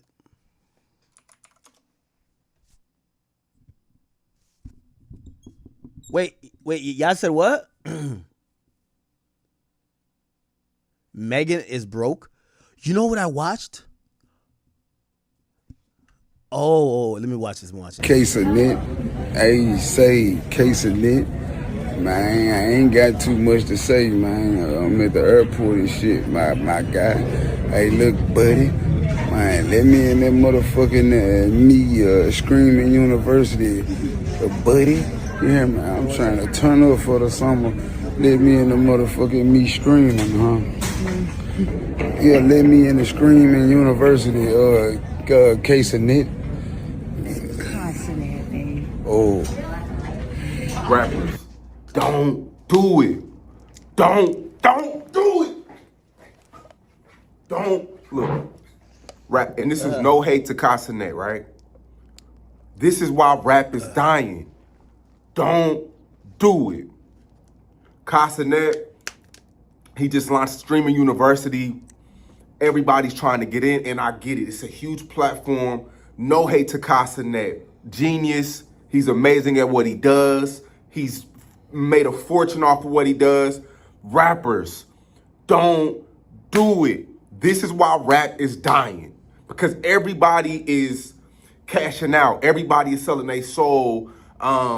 Everybody is giving into stuff that they really don't want to do, but they have to do it because of rap, because rap is too slow. Don't do it. Y'all look like losers. I'm seeing all these street guys. Tag Casanet. The same people, the same genre who used to hate on bloggers, hate on streamers. Now everybody wants to get in. Don't do it. It's a ceiling. You're going to hurt your rap career. You do it, your rap career is over. I disagree with Sean. Sean, fuck with you, I disagree with you. Yo, I'm going to be honest with you. Yo, you notice these rappers don't even go live no more? Bro, these rappers can't get like 2,000 people to watch them do nothing. I'm being honest with you. Like, rappers are competing with attention for so many people. Streamers, like TikTokers.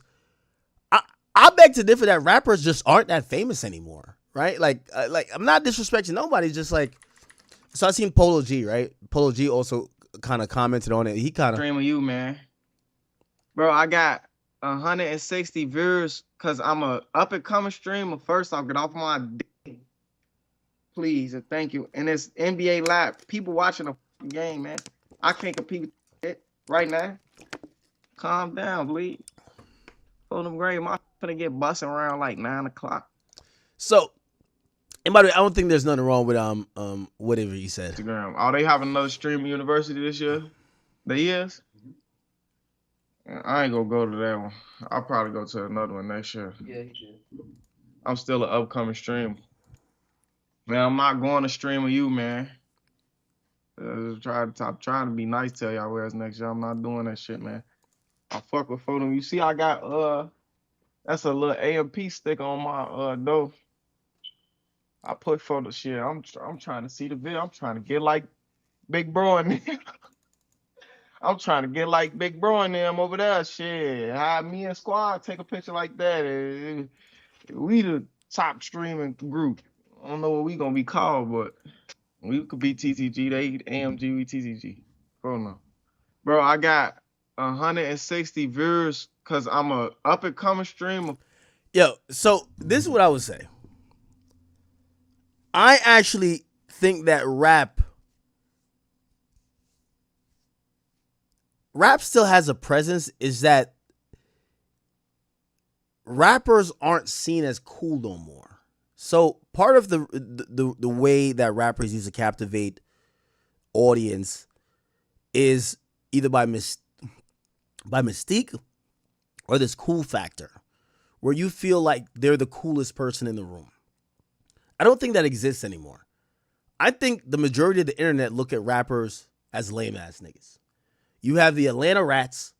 You have every rapper who you thought was cool. You're seeing mad, like, just hypocritical or crazy shit happening to them. And I think people are, like, they're not cool anymore. Now, granted, if they do a show, of course, like, the show's going to be popping. But, like, celebrity-wise, I've been doing this watch. Most rappers don't go live on Instagram no more because they all have wild, either fake Instagram numbers or Instagram numbers that have been dead. These guys don't even pull 5K no more watching them. I used to watch these guys. Sometimes they're like 20K watching them. Yo, there's a handful of rappers that could go live on their Instagram and get 5,000 people watching them. The reality is that outside of music, these guys are not entertaining. They're just flat out not entertaining. Streamers are entertaining. And here's the thing. There's a few exceptions. Blueface could do whatever he wants to do. Adrian Broner could do whatever he wants to do. There are exceptions to the rules. So this is not an anti-rapper thing. Actually, I think if rappers have the personality, they should stream. I think Finesse 2 Times also could do what he wants to do. He just has to start to structure it a little bit better. But there's a bunch of rappers that could stream. The point that I'm disagreeing with Kai Cenat, not Kai Cenat, I mean Sean Cotton is that if you stream, it kills your career. No. Again, the thing with streaming is that it takes time, it takes effort, it takes focus. Let me tell you, the streaming is absolute. For you to make it in streaming, it's a full-time job. For you to make it in rapping, that's also a full-time job. So usually someone has to choose between the full-time jobs because there's zero people that's going to slave at both jobs, especially when at first the streamer job, especially if you're a rapper already, the streamer job is going to pay you less. So people just either trade careers or they stop doing, like I haven't seen, pardon my ignorance, I haven't seen much from Polo G recently. I haven't. It doesn't feel like he's having a musical output like he used to like a few years ago. Now I'm finding out he's on a live stream with 160 people. This is what I would tell Polo G, and I keep it being with everybody. Polo G, with all due respect, maybe you're nice at 2K. You don't have the personality for being a streamer. You're not Blueface. You're also not willing to probably bring that much. You know why Blueface is great? The only people good at streaming, and this is why y'all used to call, not y'all in terms of Polo G, but this is why people call streamers losers, is because every streamer is down to be the butt of the joke. They know the audience wants to find the joke. And at certain times, you're the butt of the joke. Whether it's sometimes the audience laughing with Kai, but then they laugh at Kai. With me, a lot of times they laugh at me.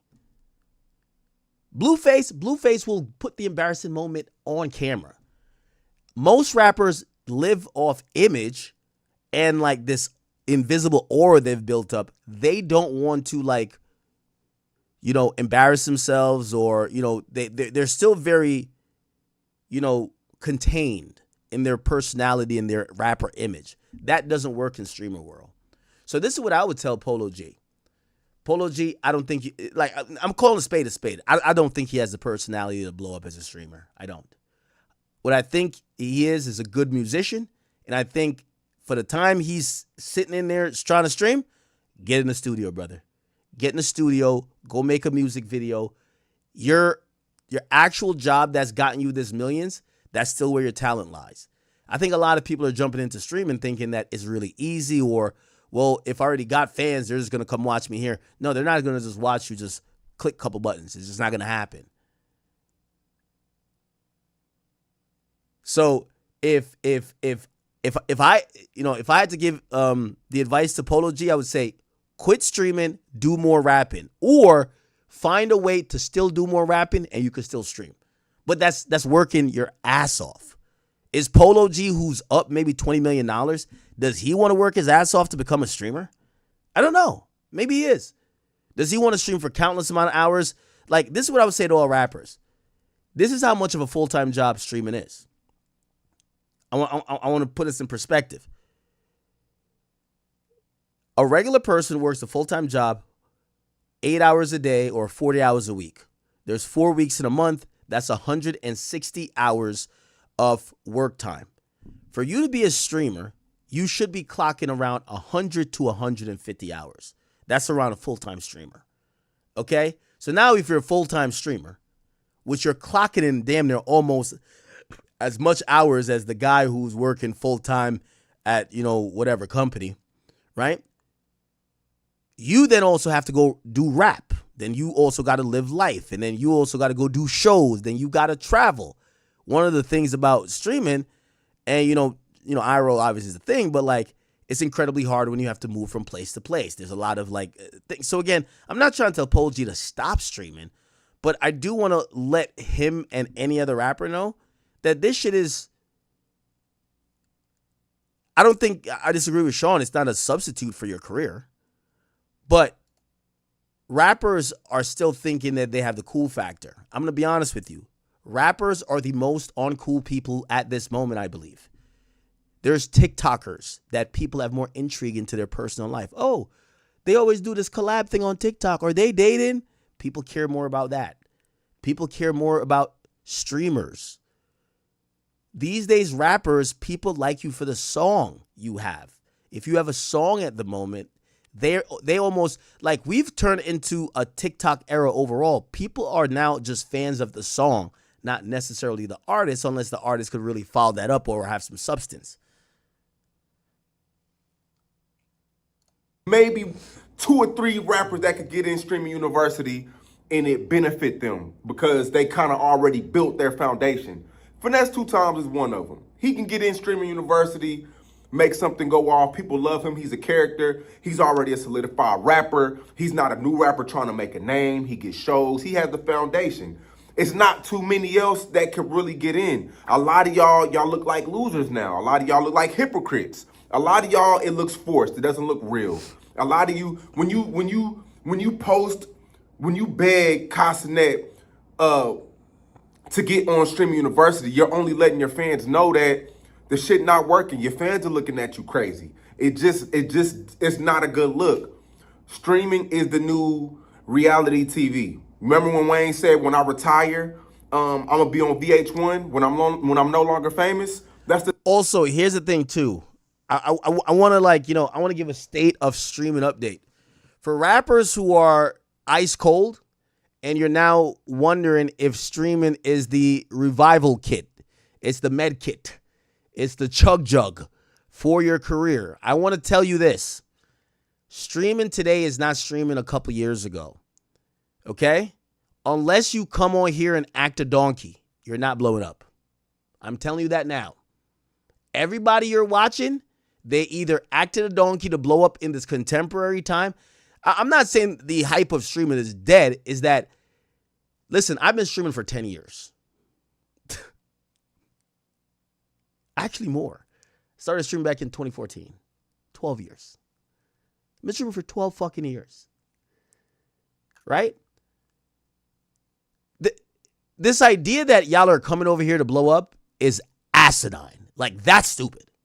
Like, if anyone think the Kai Cenat thing won't be ever replicated, and it won't be replicated by a rapper. Ever. So, if it's people thinking that there's an abundance of money in streaming or, oh, it's easier, I would tell those people, and this is what I would say to every rapper, don't come to streaming if you're not going to put in at least 100 hours a month. By the way, some of y'all are lazy. You don't even want to be in the studio 100 hours. Matter of fact, some of y'all got one hit song. Y'all don't even put in 10 hours a month into your actual craft. I'm telling you the job requirements. You need 100 hours a month to consistently keep someone entertain, an audience, a fan base, build whatever you want to do. Even if you have 8 million followers on the gram, you're going to need that. So the first thing I would say to any rapper who's considering it, do you have 100 hours a month? And that's the bare minimum. Someone like Kai Cenat, he was putting in like 250 easy.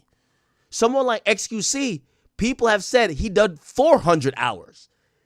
So we should put it in perspective, the time commitment we're talking about. Now, if you're like Blueface, who don't mind having a camera on while you're in the bed with the girl, while you're taking a shit, you have her wiping your doo-doo.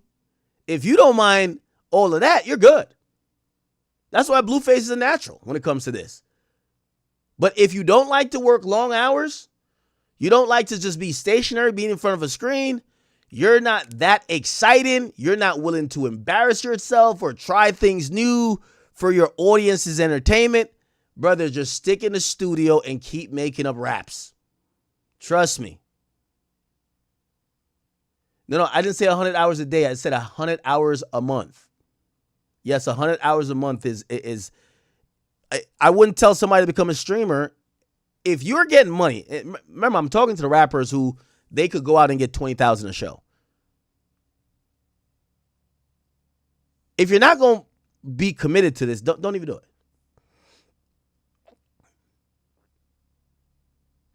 Somebody said, I don't do 100 a month. I do 100 a month. This month, I don't know if I'm definitely not on pace for 100 a month this month. Last month, I did 100. I can actually tell. You want me to tell you? I'll tell you how many hours. I'll tell you how many hours I did. Y'all just want me to do like 1,000,000 hours. That's why. Here we go. I can look at the stats, analytics. Let me look at that. And how do I look at hours? They fucking switched up all this stuff.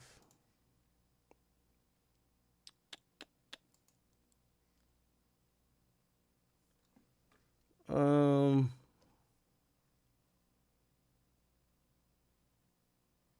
do I do overall time?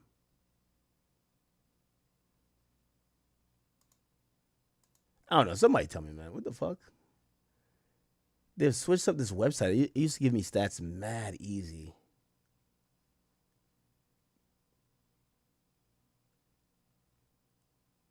Whatever. It says in the last 30 days, I've done 17 streams. Supposedly. I don't know. Whatever. It's the same thing with streaming. It's like, if you're an up-and-coming rapper and you're trying to stream and do stuff like that, it's going to hurt your career because people are going to know you for streaming. And first impression is everything. First impression is everything. If you don't have a hit record or foundation in rap and people start knowing you off streaming, it's really going to hurt your career. it's really going to hurt your career. DDG tried to do it. He started off as a streamer, had a little. I disagree. I don't think DDG's career was hurt by streaming. I think it was helped. I could listen to what he said in terms of him trying to like make that point. The only thing I think maybe hurt him is maybe if you're trying to be a Cardi type rapper, right? You're trying to be like this aura god, this fucking guy who has this image of like not saying much. It's like there's a lot of rappers who, you know, the mystique is kind of like what carries them.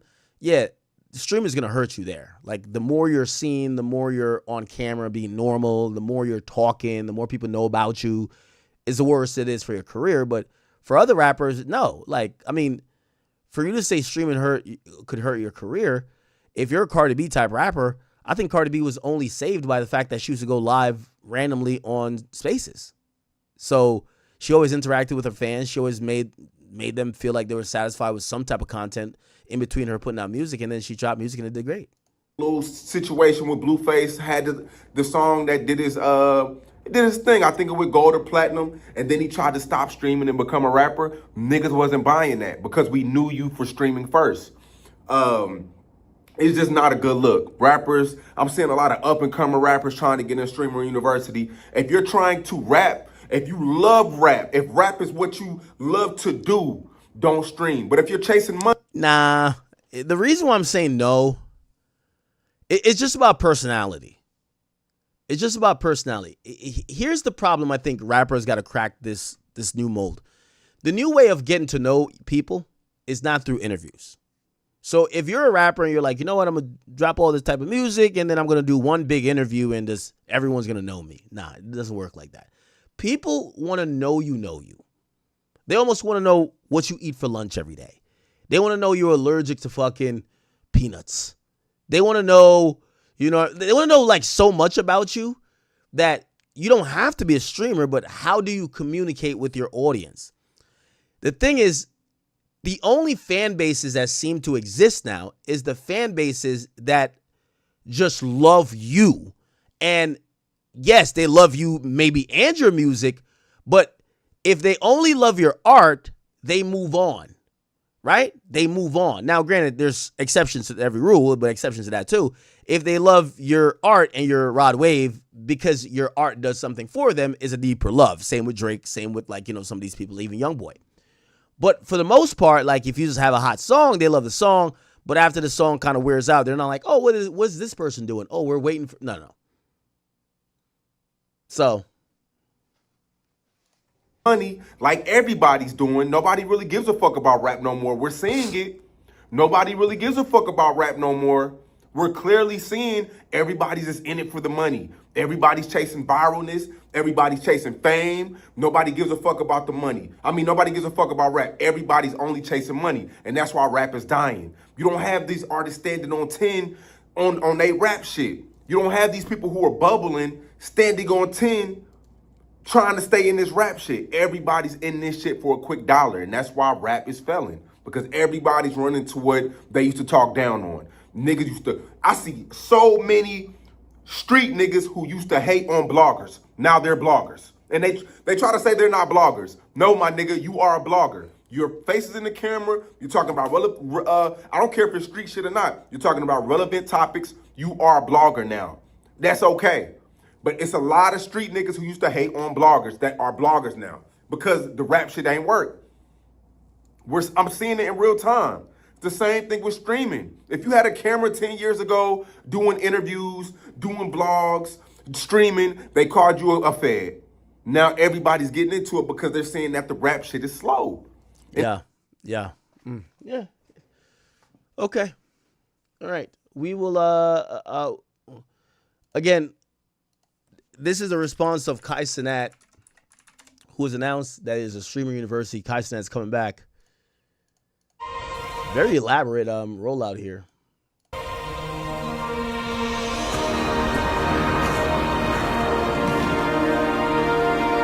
Streaming University. It's good to be back.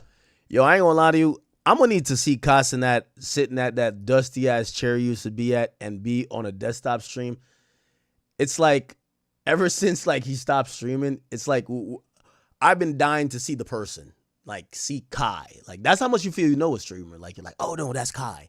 Like obviously he's acting. This is him acting.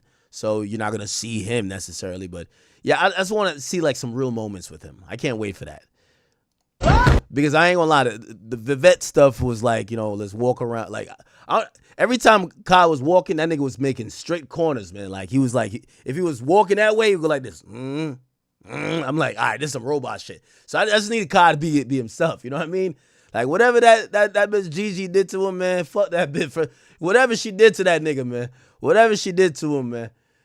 She had my nigga look like a cyborg for me, but I think he back. He back now. He back. Where's everybody at? It's application day. Hold on. What the hell? Hello? What's going on? Anybody home? It's application day. What we doing?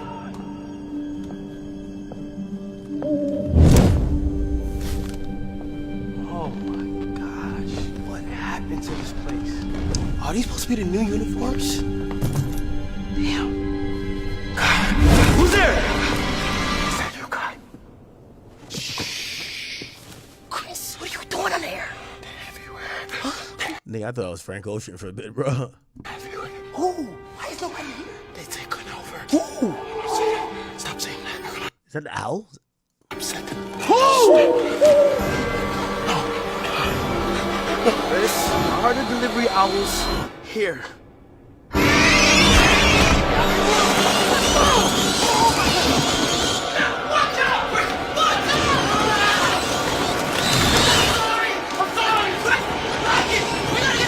Yo, when are we gonna get a Kai in that movie, man? Like honestly, bro. Like, let's give us the movie, dog. I'm cool with the fashion. Give us the movie. I would love to see Kai in the movie.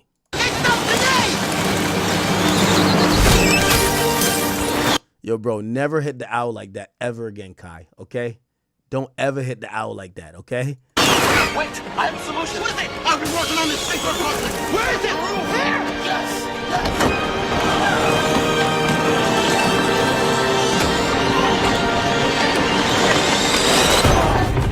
I don't know if it's gonna work. What the fuck is that? Christ, I'm ready to. Are you serious? I don't want my army. I couldn't do it myself. I told you I'm not finished. I'm not finished.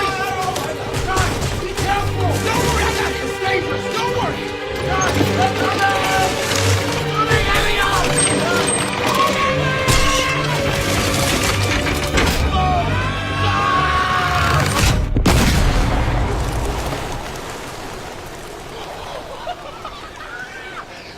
Is this shit Hogwarts? Oh my gosh! I can't believe it! It worked! We did it! Yeah. Bring it in! This is your last semester.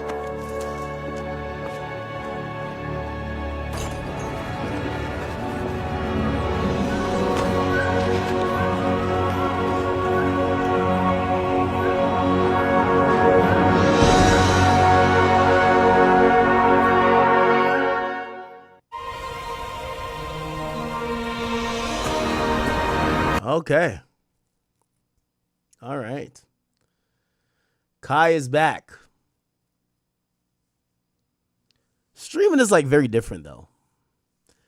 I think what's going to be so important with Kai coming back is that we're going to see how the new streamers blow up. Like, what's the last streamer to blow up? I don't remember. Who are the last couple streamers to blow up? I personally don't remember. I don't know what the meta or the method is for a streamer to blow up now. I think it's probably like getting with Kick and get a bunch of clippers, huh?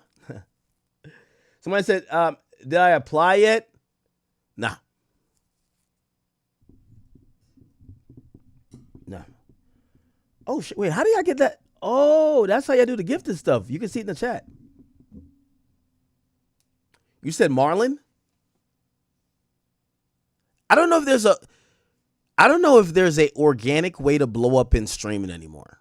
And I actually feel bad for newer people because, you know, and this is why maybe streamer university is needed. You kind of need collabs or you need like these high profile people to be next to for you to get some visibility. Because these days you're competing with a bunch of people with clip armies. You're competing with a lot. Somebody says Yana. Well, wasn't she on Streamer University as well? Yeah, AB and Dean. Like, I really think they're the last people to blow up. They're from Kick. Somebody said, why would ACK apply? Yeah, like, what? Bruh, I rock with Kai. Nigga, I go to Streamer University. I got Ty Lil trying to backdoor me. Man, y'all niggas know how them niggas get down, bro. Like, yo. I couldn't be in no university. I couldn't even close my eyes around a nigga like Ty Lil. Nigga like Ty, you know that's the backdoor king, nigga, the fuck? Imagine that. All right, anyway. I know I'm kind of saving this. Really, I got to be honest with y'all. I got to see if I have 2 hours because like I'm on a schedule today again. I know. I'm on a schedule today and I need 2 hours to cook, baby. I need 2 hours. So it's like I don't want to start and then I have to like get off. I'm going to be honest.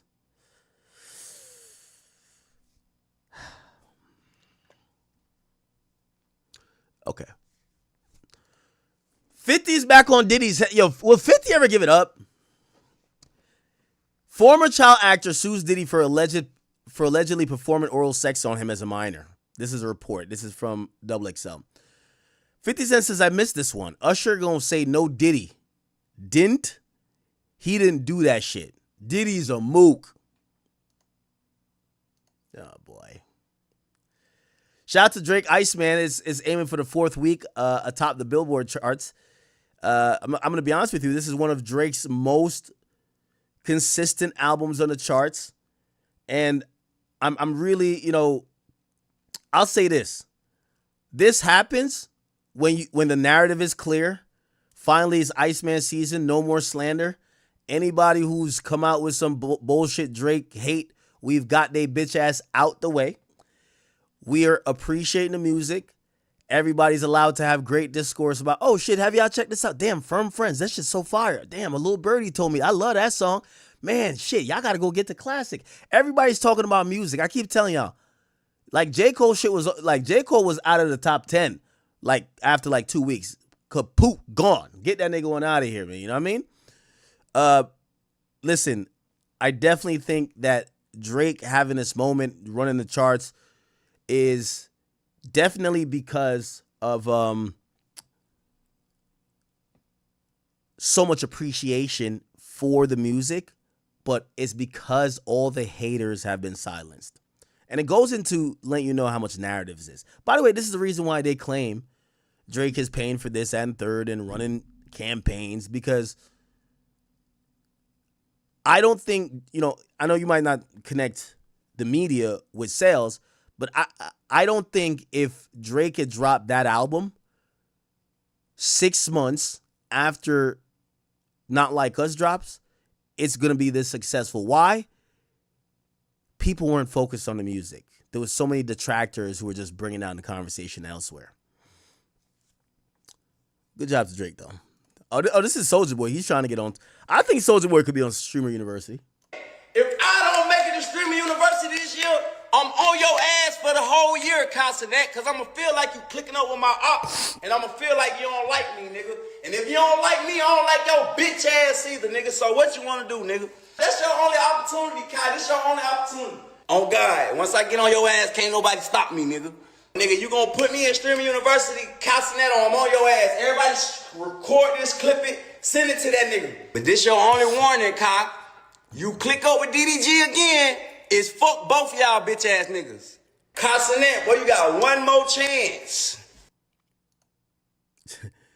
I didn't know that Soulja Boy streams on TikTok. That's interesting, huh? Shout out to Drake and Stunner Sandy. I'm wondering if I'm shipping this as a couple or we're going to hear the stock. Nah, we were just working on music. Stunner Sandy looking like a goddamn snack in a music video Drake is shooting in Turks.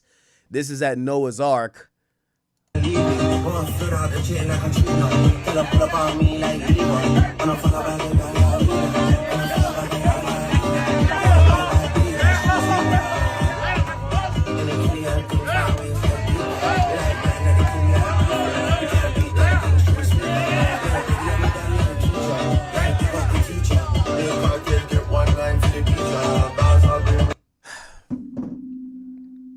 I'm gonna lie to you.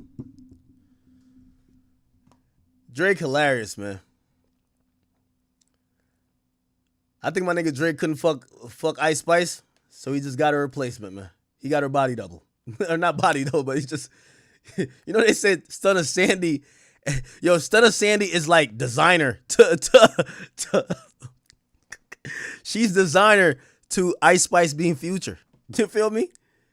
So I think Drake tried to fuck Ice Spice and shit ain't work out like that. Be like, yo, this chick must have thought I really flew her out just to like, just for like, just to be a munch. Like, yo, get out of here. You know what I mean? Ice, I love you. You know I'm joking. This is all jokes. This is all jokes. But it's serious too. It's serious too. Like, I'm serious. Damn. Yo, did Ice Spice fumble or nah? The Ice Pizzle fumble? This is like the second cameo we done seen with Stunner Sandy. Maybe she on the remix? Yeah, I think she on the remix. Or Drake is just like, yo, just dance. Just dance. Drake gave her a song already, so she can't complain. She got the look already. She got the look already, bro. She got the look. At this point, just dance, man.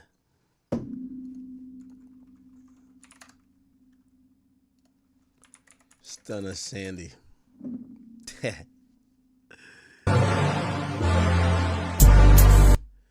Niggas said, yo, is Drake dating her? He holding her flip-flops and all that. Real niggas Drake, you know how that go. Real niggas Drake.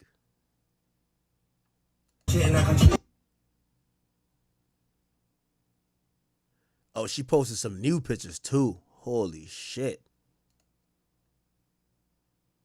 Wait, the fuck? Stunner Sandy. Yo, Drake. Crody. Make a few songs about you piping her out. No more songs about like these botched BBL demons from Houston, bro. No.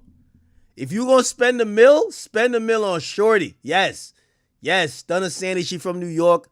Yo, them titties is big as a motherfucker. You know what I mean? Like, them shits is like a globe. It's like 2 fucking grapefruits. Yeah, handle that. You can spend the mill on her.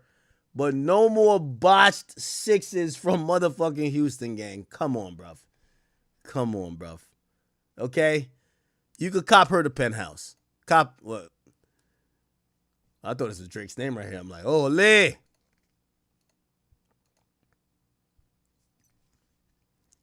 To the rest of y'all rappers, man, Drake got it first, man. Y'all be all right. All right. Okay, so she in Turks. Look at the water. Water looks so beautiful in Turks. Look at it, don't it? Fuck. Really beautiful, huh? Okay. She's out there with Drizzy. This is so sexual now that I'm looking at it.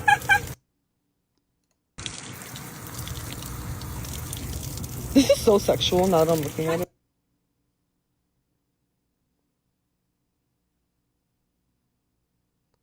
The collab we never knew we needed. The collab we never knew we needed. All right, Drizzy, man. Hey, listen.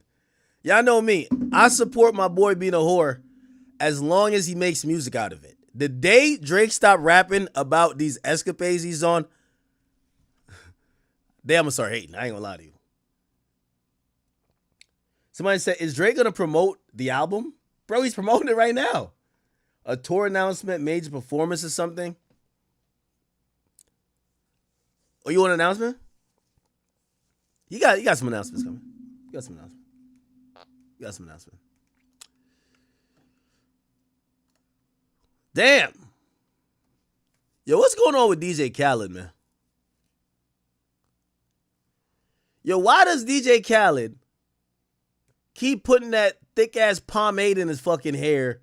It looks so greasy, and he got the spray on joint. Like, bro, embrace your greatness. Everybody know you got, yo, Khaled gained like a full head of gray hair ever since Drake told him, no song for you, nigga. He gained a whole head of gray hair. I'm trying to see him embrace himself. But apparently Knicks fans are mad at him that he was sitting at some courtside seats that supposedly cost $500,000, and apparently he was on his phone most of the time.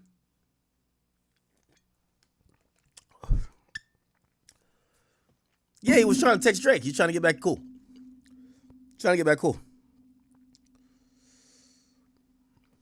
All right, what else? This is Trump sleeping.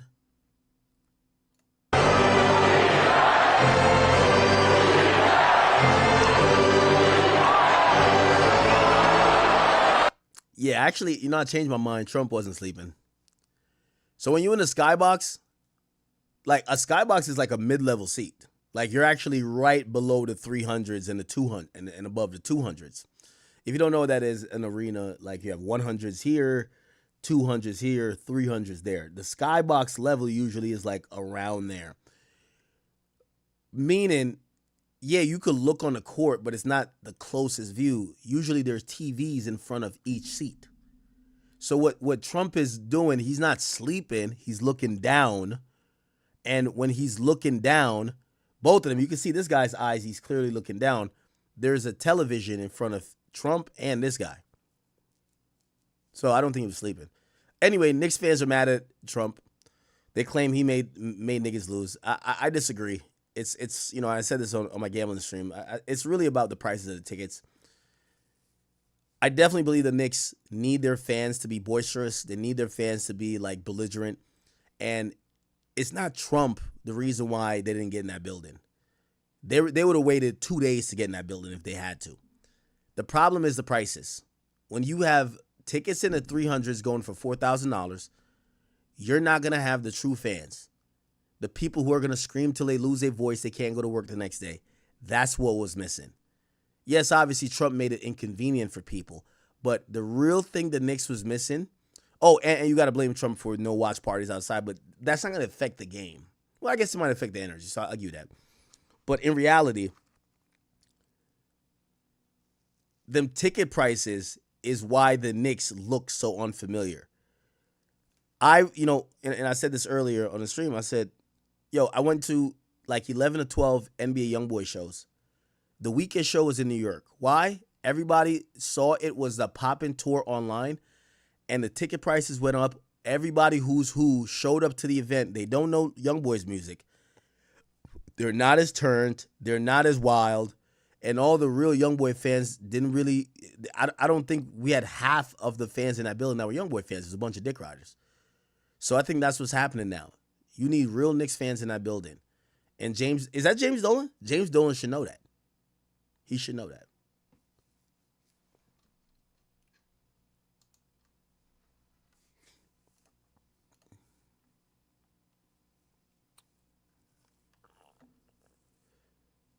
What is this? That was like, no. What is it?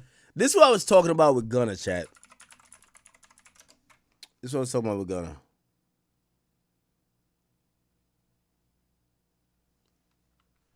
Gunna look like he's just enjoying life, bro. Look at this. While Lil Baby and the rest of them rat-ass niggas is just looking like they're defeated, nigga. Look at Gunna. Gunna just look like he's prospering, bro. Gunna looks, bro, he's hopping out of helicopters. Got his shirt unbuttoned, three buttons. Like, he's just, bro, the nigga's just prospering, bro. His jewelry look better. The nigga's skin is glowing, pause. The nigga's in great shape. You feel what I'm saying? Like, he's not even, yo, Gunna got to the point, he don't even sag his pants, bro. Like, Gunna just look like a cool-ass nigga, bro. While the rest of the Atlanta niggas, they look crazy.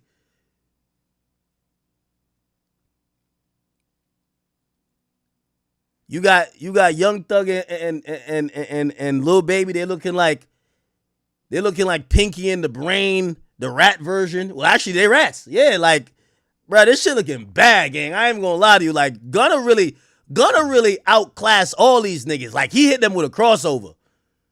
He hit them niggas with a crossover. Lil Baby put out a project last time, flopped. Shit his ass. Like, yo, this nigga Gunna, anything he touches is gold. Got the Midas touch. This shit is crazy. This nigga, like, yo, them niggas, Lil Baby watching dice games and shit. This nigga is at F1 in Monaco. Come on, bro. Like, this nigga is just winning, dog.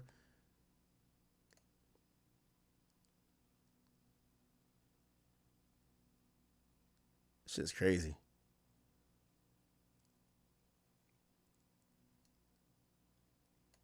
The gun don't even look like a rapper, nigga.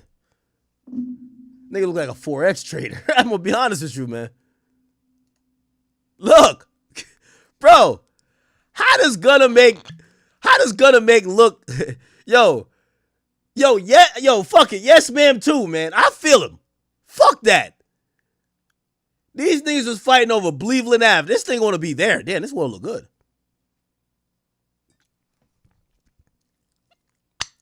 This nigga smoking cigars. Yo, I'm gonna be honest with you. Gunna got the dopest aesthetic right now in rap. Bro, he's dissed all that gangster stupid shit, and he's went for high class, upper fashion, I'm dope as fuck type of vibe. And he's killing it. He's fucking murdering it. Damn, who's he buying these bags for?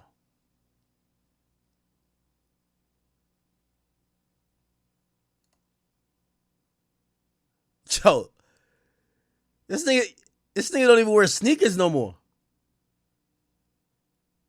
He don't even rock denims.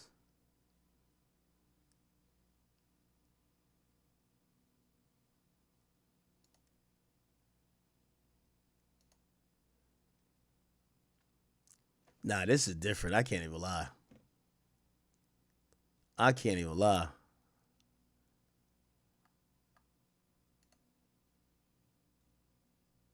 The fuck is this?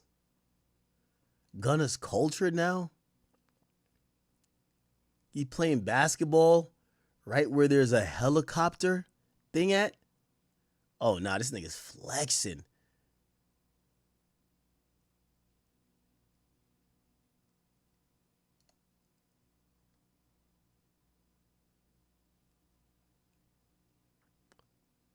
Ain't gonna lie, Gunna, well done. Well done, man. That nigga look like he's enjoying life. That's $5,000. Peace, Turk crew.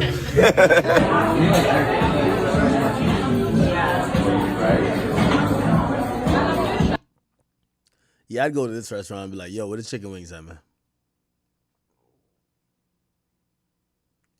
Who's been there?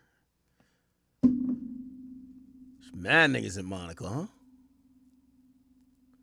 Yeah, no. He's definitely trying to change for the better.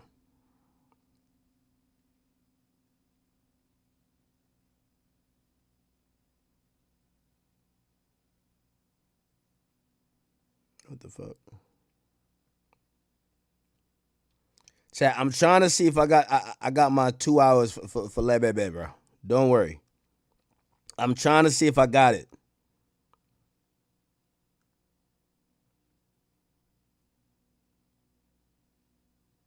Okay, anyway.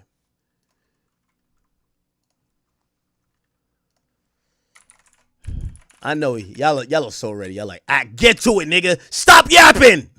I see y'all in the chat. Did y'all see the Knicks and the Spurs fighting last night? Wow. Yo, they were ripping these niggas' shirts off their body, bro.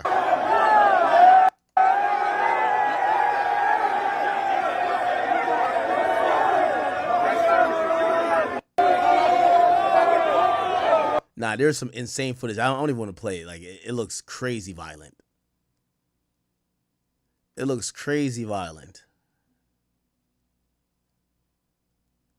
What's this? All right, Carmelo Anthony. Still getting reviews about that. Finesse 2 times. Okay, don't know who that is. Trump violates. They're loud and it was very enthusiastic. Mr. President, ESPN commentator Stephen A. Smith, who was talking about running for president, said he would blame you if the Knicks lost the game. How do you respond to that? I think he's a nice guy, but you need a certain aptitude to run for president. You need a high IQ. I'm not sure that Stephen has that.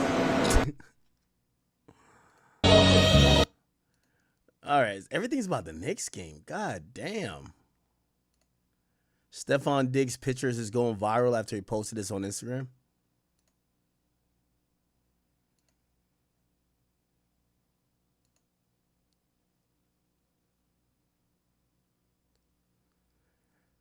I don't know. I don't know if Stephon Diggs really gay. We heard what that Chris Griffith nigga said. He said Stephon Diggs whipped out his dick and started jerking off in the car.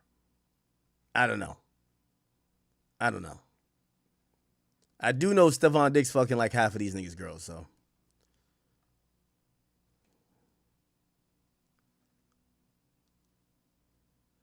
6ix9ine linked up with what the fuck? Linked up with Mama Duck. I don't know if it's good. It's good. Thank you, baby. 6ix9ine, Yes, baby. 6ix9ine, Look at Mama Duck. 6ix9ine. Yes. I'm aware too. Hey, yo, Honcho. Oh. I don't know if it's So Trap Lord Ross brought Mama Duck to 6ix9ine's crib. I wonder how much he paid for that shit. Boosie says no transsexuals at his topless pool party. Let's hear this. For everybody going nuts about me not wanting at my party, it's the same thing if they say no alcohol in the building. Whatever we checking for, it's the same thing as people saying you gotta bring clear bags. It's the same thing when you go in a restaurant and they say no rips in the jeans, no hats on. These people own this establishment, and there's certain things they don't go for. It's the same thing. But now you want to say you're gay. You want to bully people. Y'all fought for gay rights for 20, 30 years. We said nothing. Yeah, I'm with Boosie, man. Yo, if I got my topless pool party going on, no transsexuals, gang. No homosexuals and no fucking transsexuals. Straight up. I need bitches. Straight up. Like, man, we supposed to be able to say that. Yo, bring me the Daphne Joyce, nigga. Like, keep the what's that Bati boy name again? The one that hang with Yo Miami. Yo, keep that nigga, man. Straight up, bruh. Is that nigga name? Yeah, no Saucy Santana, gang. Like, bruh, we want. I don't think there's no problem with that. It's a private event. Now, granted, if you own a public pool or a public club that got a pool, and you say no transsexuals, I could see that's a problem, right? Because why is it public? But this shit that Boosie got going on, Boosie he kind of advertising like it's public, but it's not, nigga. This is at his crib, nigga. This is a private event. He could turn away fat bitches, bitches who stink, bitches who ain't trying to fuck. That would be that's one of the main requirements. That's why he said topless, straight up. Yo, y'all got to come in here topless. Yo, by the way, if y'all not fucking, go home. He could have any type of requirements he want at his party. I don't see the problem. I don't see the problem.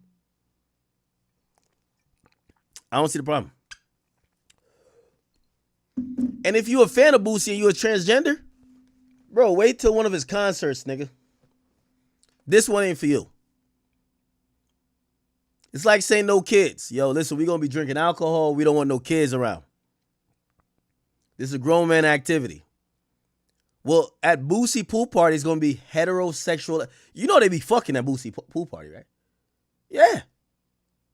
Bitches getting their nipples sucked, getting, back shots. They do what they want at Boosie's party. Yeah, he might not want to have a transsexual around. What's the problem? I stand with Boosie on this. I don't even think is anybody even mad about this?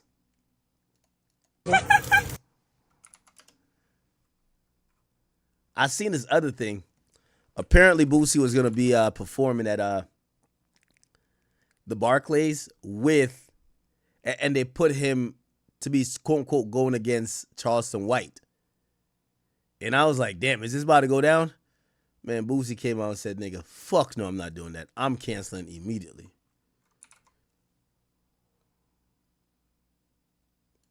Damn. Ice Spice orders to sit for Depo? Oh, no. Anyway. Let's go see.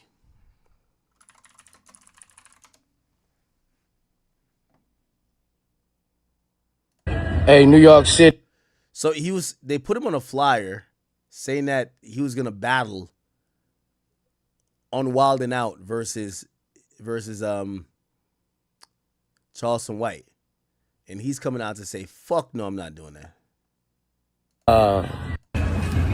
Hey, New York City, I won't be at Wild 'N Out on the 28th.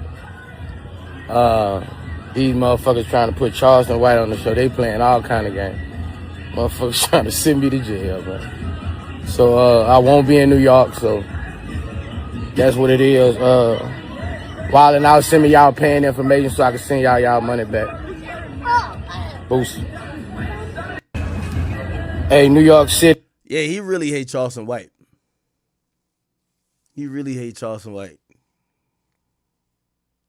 See, they got a lot of hating on me, but.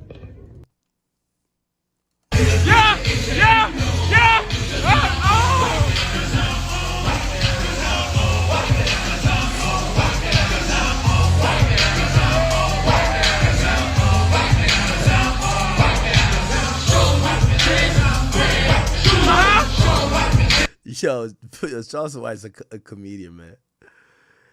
Yeah, no, I completely get it. Why the fuck would I want to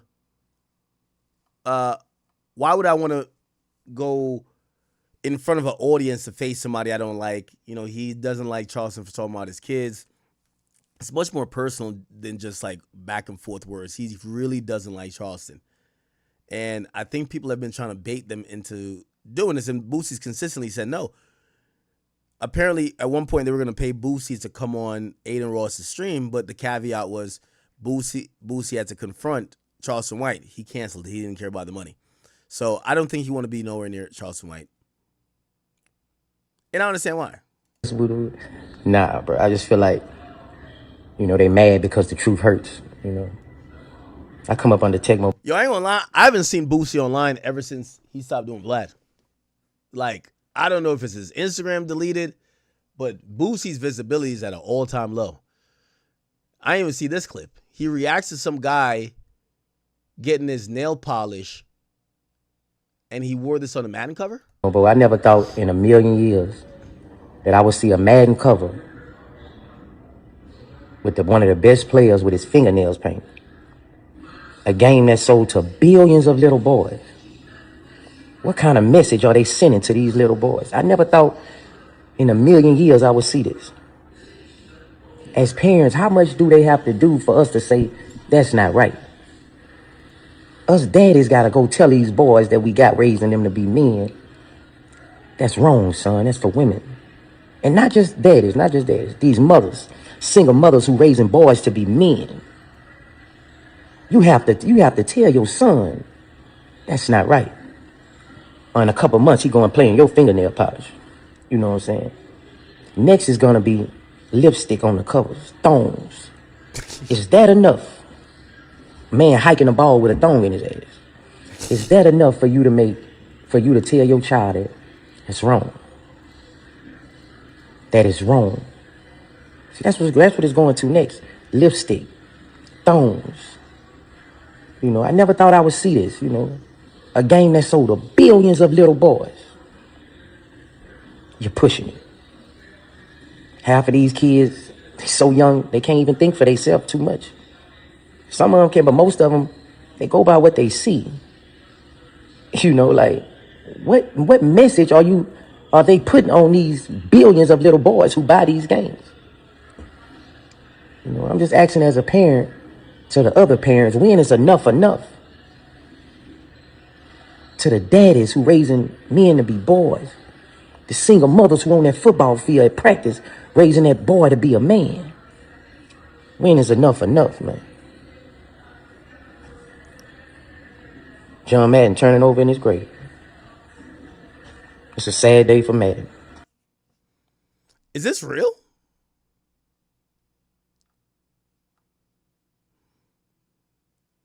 Caleb Williams.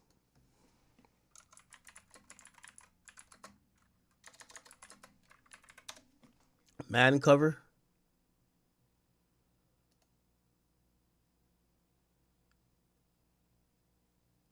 Is this him right here?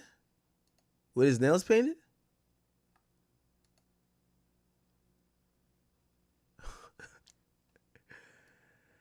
Oh, man. Hey.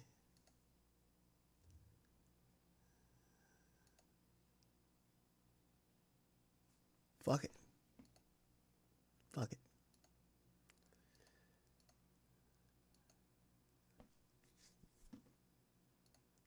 Ratings are a big thing with NFL guys, right? I mean, does this give you an insight to inside track to getting that number near 99, being in the 99? All right, whatever, man. All right, chat. Let me see if I got. I gotta see how much time I have.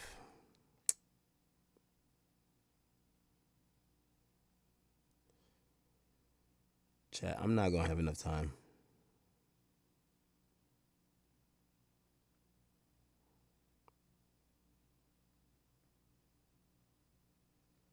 I'm not gonna have enough time, chat. Unfortunately. Unfortunately.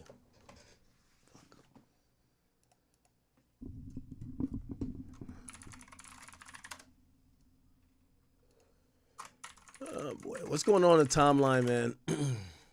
Chat, don't worry. I'm gonna get to it. I'm gonna get to it. Don't worry. You know, once I start, you know we ain't never stopping. We ain't never stopping. And by the way, I had to tell all the Atlanta rappers who called me, I got no problem with Thug or nothing like that, but I will damn near never let Lil Baby. He's gonna have to call Young Thug a rat before he ever says I'm the feds. He needs to say, Young Thug, you're a rat, but you're my rat. Axe a rat too. And okay, cool. All's fair. He got to call his friends rats. That's my only thing. I want Lil Baby to call his friends rats before he speaks anything about anybody being a rat. You can't have the rat trap in your house. You're harboring rats. You should be charged with 52 counts of harboring long-tail rats. Put it like this. The difference between me and Lil Baby, I'll let y'all know. I hang with the rat. 6ix9ine's my mans. That's my guy. When you see me with him, that's my mans. Straight up. He's over here hanging with Thug, acting like, yo, like he can't see, he can't hear. Nigga, it's the reason why you took a 3-month break off your little bromance with this nigga. It's because you were confused. You were trying to figure out, how do I explain to the homies after I done cut gun off for ratting. I done start beefing with my boss cause he ratted. But this nigga right here, I gotta give some type of pass to. Here's my thing. The next hot song from Baby is only gonna be when he call his best friend a rat. That's it. And also the nigga had the nerve to diss me on a wax song. Another one. The nigga had the nerve to diss me on a wax song. This is 3 songs he done diss me on. None of them been hot.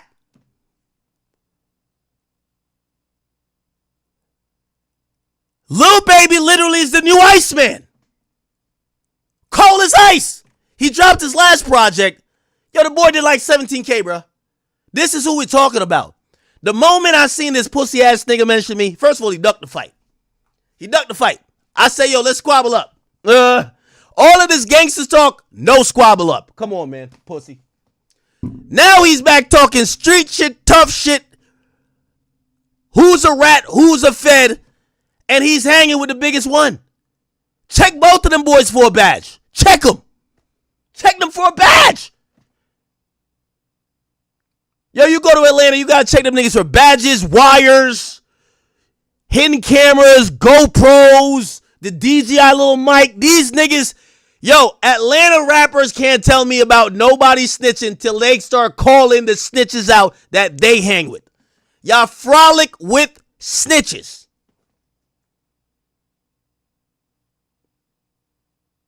It's a fact. So don't worry. I'm gonna have a great time. And by the way, you know, this is just a precursor. We're gonna hold up the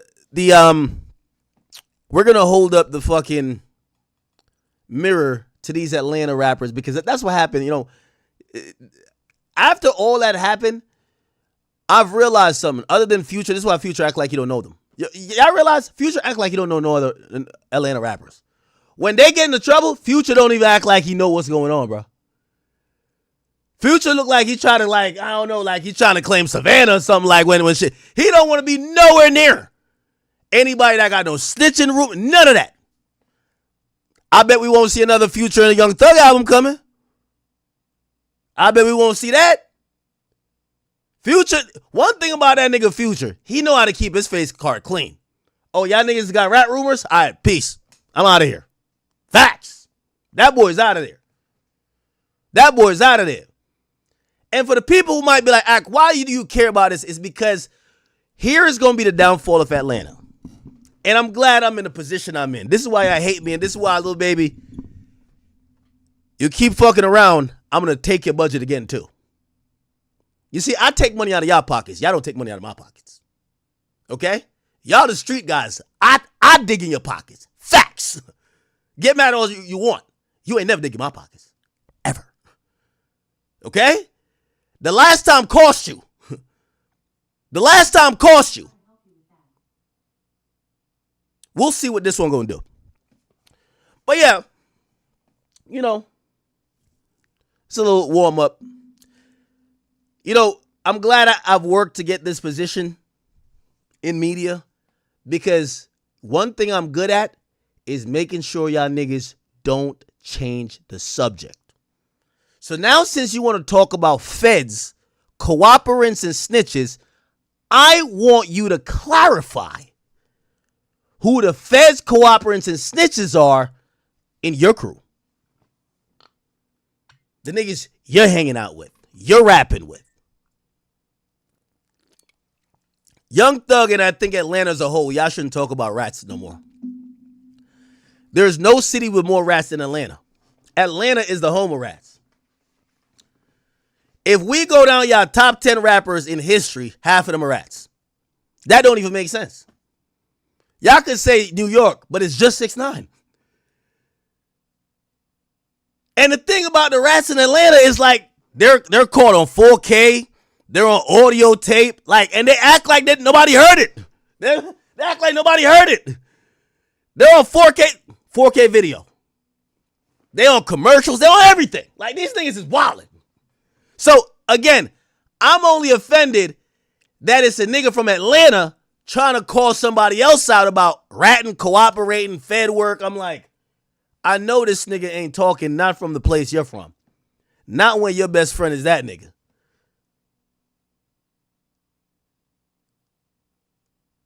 We gotta start having some accountability. And this is when I realize how stupid that nigga Lil Baby is. First of all, I want to put this in perspective.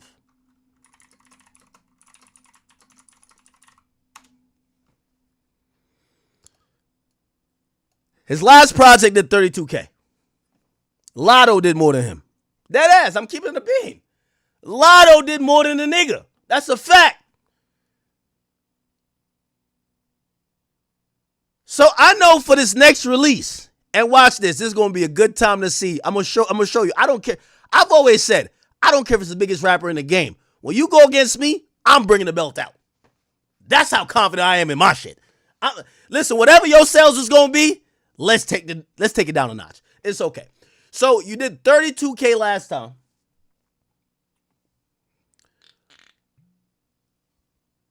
I would have exposed the botting, but peace, my mans. Peace, my mans. However, since you're trying to bounce back from this album, I know you're trying to come with a rollout. And usually part of a decent rollout, you diss act, let's try to heat it up. Okay? But as you go into this new rollout cycle, first of all, you shouldn't drop no music for the rest of the year. It's Iceman season. And I know you're cold as ice, baby, but you're not Iceman. Whatever garbage you have, push it to next year And trust me, it'll give us proper time to shit all over it. Chat, all I'm going to tell you, man, I have a good track record. Give me till December. I have him folding or his label folding, but somebody finna fold. Either that or he got to go out like Lil Durk. He better send a hit. Watch. Anyway. Chat, I can't give you out the whole cook up today, bro.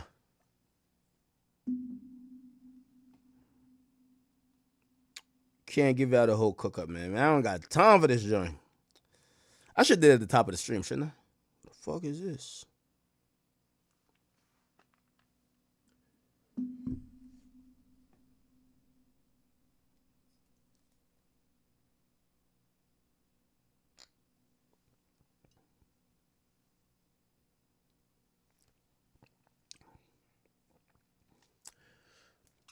This next album he's about to have.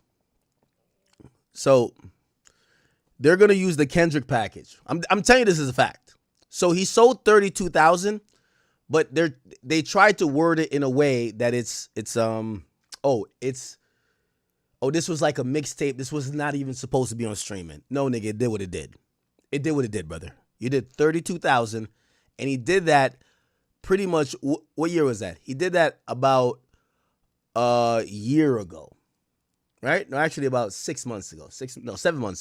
He did that. He's gonna try to drop an album.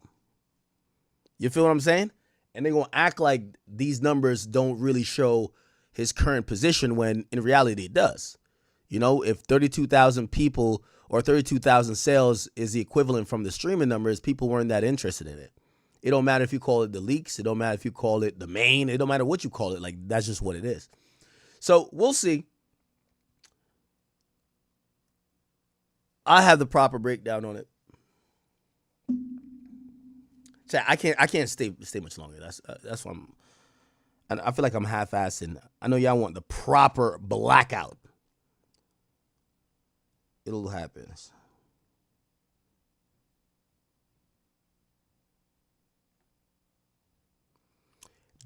Donk 10, thank you for the DM on Twitter, not on Instagram. He says, "Ak, you sure you mean 100 hours a month? Because that's 4 hours a day. It takes a lot of dedication to do 4 hours a day streaming, bro. Yeah. You said because that's like 4 hours a day, and that's nothing, really, bro. A rapper don't do nothing every time of day. You get what I'm saying? Like a rapper's job is not to put in work every day. They usually have a lot of free time. I'm gonna be honest with you. Yeah, chat. I'm gonna have to run. Yeah, that's why I told you I couldn't stay on too long. I'll start next stream with the Lil Baby shit. Don't worry about it. I'll start next stream with it. All right. I do have to run, unfortunately.